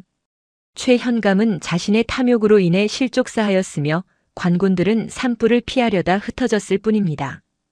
비우남에는 늙은 승려와 어린 동자승만이 기거하며 산짐승들과 더불어 조용히 수도하고 있습니다. 요괴나 사술에 대한 소문은 모두 헛것이니 더 이상 이 산을 어지럽히지 않음이 마땅할 줄로 아옵니다. 거짓이었다. 하지만 그것은 더 큰 진실을 지키기 위한 하얀 거짓말이었다. 이석은 또 다른 종이를 꺼냈다. 그리고 자신이 본 모든 것을 상세히 적어 내려갔다. 저승차사, 붉은 곶감, 산군의 활약, 그리고 영목의 탄생까지. 이 기록은 조정에 보내지 않을 것이다. 대신 그는 이 원고를 비단 주머니에 넣어 품에 간직했다. 훗날 자신이 죽어 저승에 갈 때 염라대왕 앞에서 이 땅에 있었던 아름다운 기적을 증언하기 위해서였다. 다음 날 아침, 이석은 떠날 채비를 했다. 명신 스님과 수아가 배웅을 나왔다. 어사 나으리, 부디 안녕히 가십시오. 스님이 합장했다. 이석은 마패를 다시 품에 넣고 깊이 허리를 숙였다. 스님, 오래 사십시오. 그리고 수아야. 네. 너는 이 나무처럼 맑고 붉게 자라거라. 내 마음이 곧 이 나라의 보물이다. 이석은 수아의 머리를 쓰다듬었다. 가끔, 아주 가끔 세상이 너무 탁하고 힘들 때 이 붉은 감맛이 그리워질 것 같습니다. 그럼 또 오세요. 제가 제일 크고 맛있는 거 따놓을게요. 수아가 해맑게 웃었다. 이석은 산을 내려왔다. 관아로 돌아온 그는 엄명을 내렸다. 천광산의 금줄을 걷어라. 그리고 앞으로 누구든 비우남의 스님과 아이를 괴롭히거나 산의 나무를 훼손하는 자는 엄벌에 처할 것이다. 백성들은 환호했다. 최현감의 폭정에서 벗어난 고을에는 다시 평화가 찾아왔다. 사람들은 여전히 붉은 나무를 신기해했지만 더 이상 두려워하지 않았다. 오히려 몸이 아프거나 마음이 괴로운 사람들이 아름아름 비우남을 찾기 시작했다. 수아는 그들에게 나무의 잎을 달인 물을 주거나 잘 익은 붉은 감을 나누어 주었다. 그것을 먹은 사람들은 병이 낫기도 했지만 무엇보다 자신의 지난날을 반성하고 가족을 사랑하게 되는 기적을 경험했다. 그렇게 붉은 곶감의 전설은 효심과 권선징악의 이야기가 되어 입에서 입으로 전해졌다. 세월은 유수와 같아 강산이 3번 변했다. 천광산의 겨울. 한방눈이 펑펑 내리는 어느 날이었다. 비우남은 많이 변해 있었다. 낡았던 암자는 번듯한 사찰이 되었고 한 그루였던 붉은 나무는 이제 수십 그루가 되어 붉은 숲을 이루고 있었다. 대웅전 앞. 건장한 체구의 중년 승려가 마당을 쓸고 있었다. 굵은 눈썹에 맑은 눈을 가진 그는 법명을 혜진이라 짓고 주지가 된 수아였다. 주지 스님, 손님이 오셨습니다. 젊은 동자승이 달려와 알렸다. 이 눈길의 손님이라니. 혜진은 빗자루를 놓고 살인문으로 향했다. 문 앞에는 백발이 성성한 노인이 지팡이를 짚고 서 있었다. 화려한 비단옷을 입었으나 세월의 무게는 피할 수 없어 보였다. 찾아오느라 힘들었습니다. 노인이 기침을 하며 말했다. 혜진은 노인을 한눈에 알아보았다. 30년 전 마패를 숨기고 찾아왔던 젊은 선비 이석이었다. 이제는 정승의 반열에 올랐다가 은퇴한 노재상. 어서 오십시오, 대감. 혜진은 노인을 부축해 방으로 모셨다. 방 안에는 위패가 하나 모셔져 있었다. 은사 명신 대선사 신이. 명신 스님은 10년 전 고통 없이 잠자듯 입적하셨다. 돌아가시던 날 산에 호랑이들이 내려와 사흘 밤낮을 울었다고 한다. 스님은 가셨구려. 이석이 위패 앞에 향을 올렸다. 네. 마지막까지 웃으시며 가셨습니다. 저 나무가 열매를 맺을 때까지가 당신의 여생이라 하셨는데 숲이 될 때까지 지켜보시고 가셨으니 천수를 누리신 거지요. 혜진이 찻상을 내왔다. 김이 모락모락 나는 둥글레 차와 붉게 말린 곶감.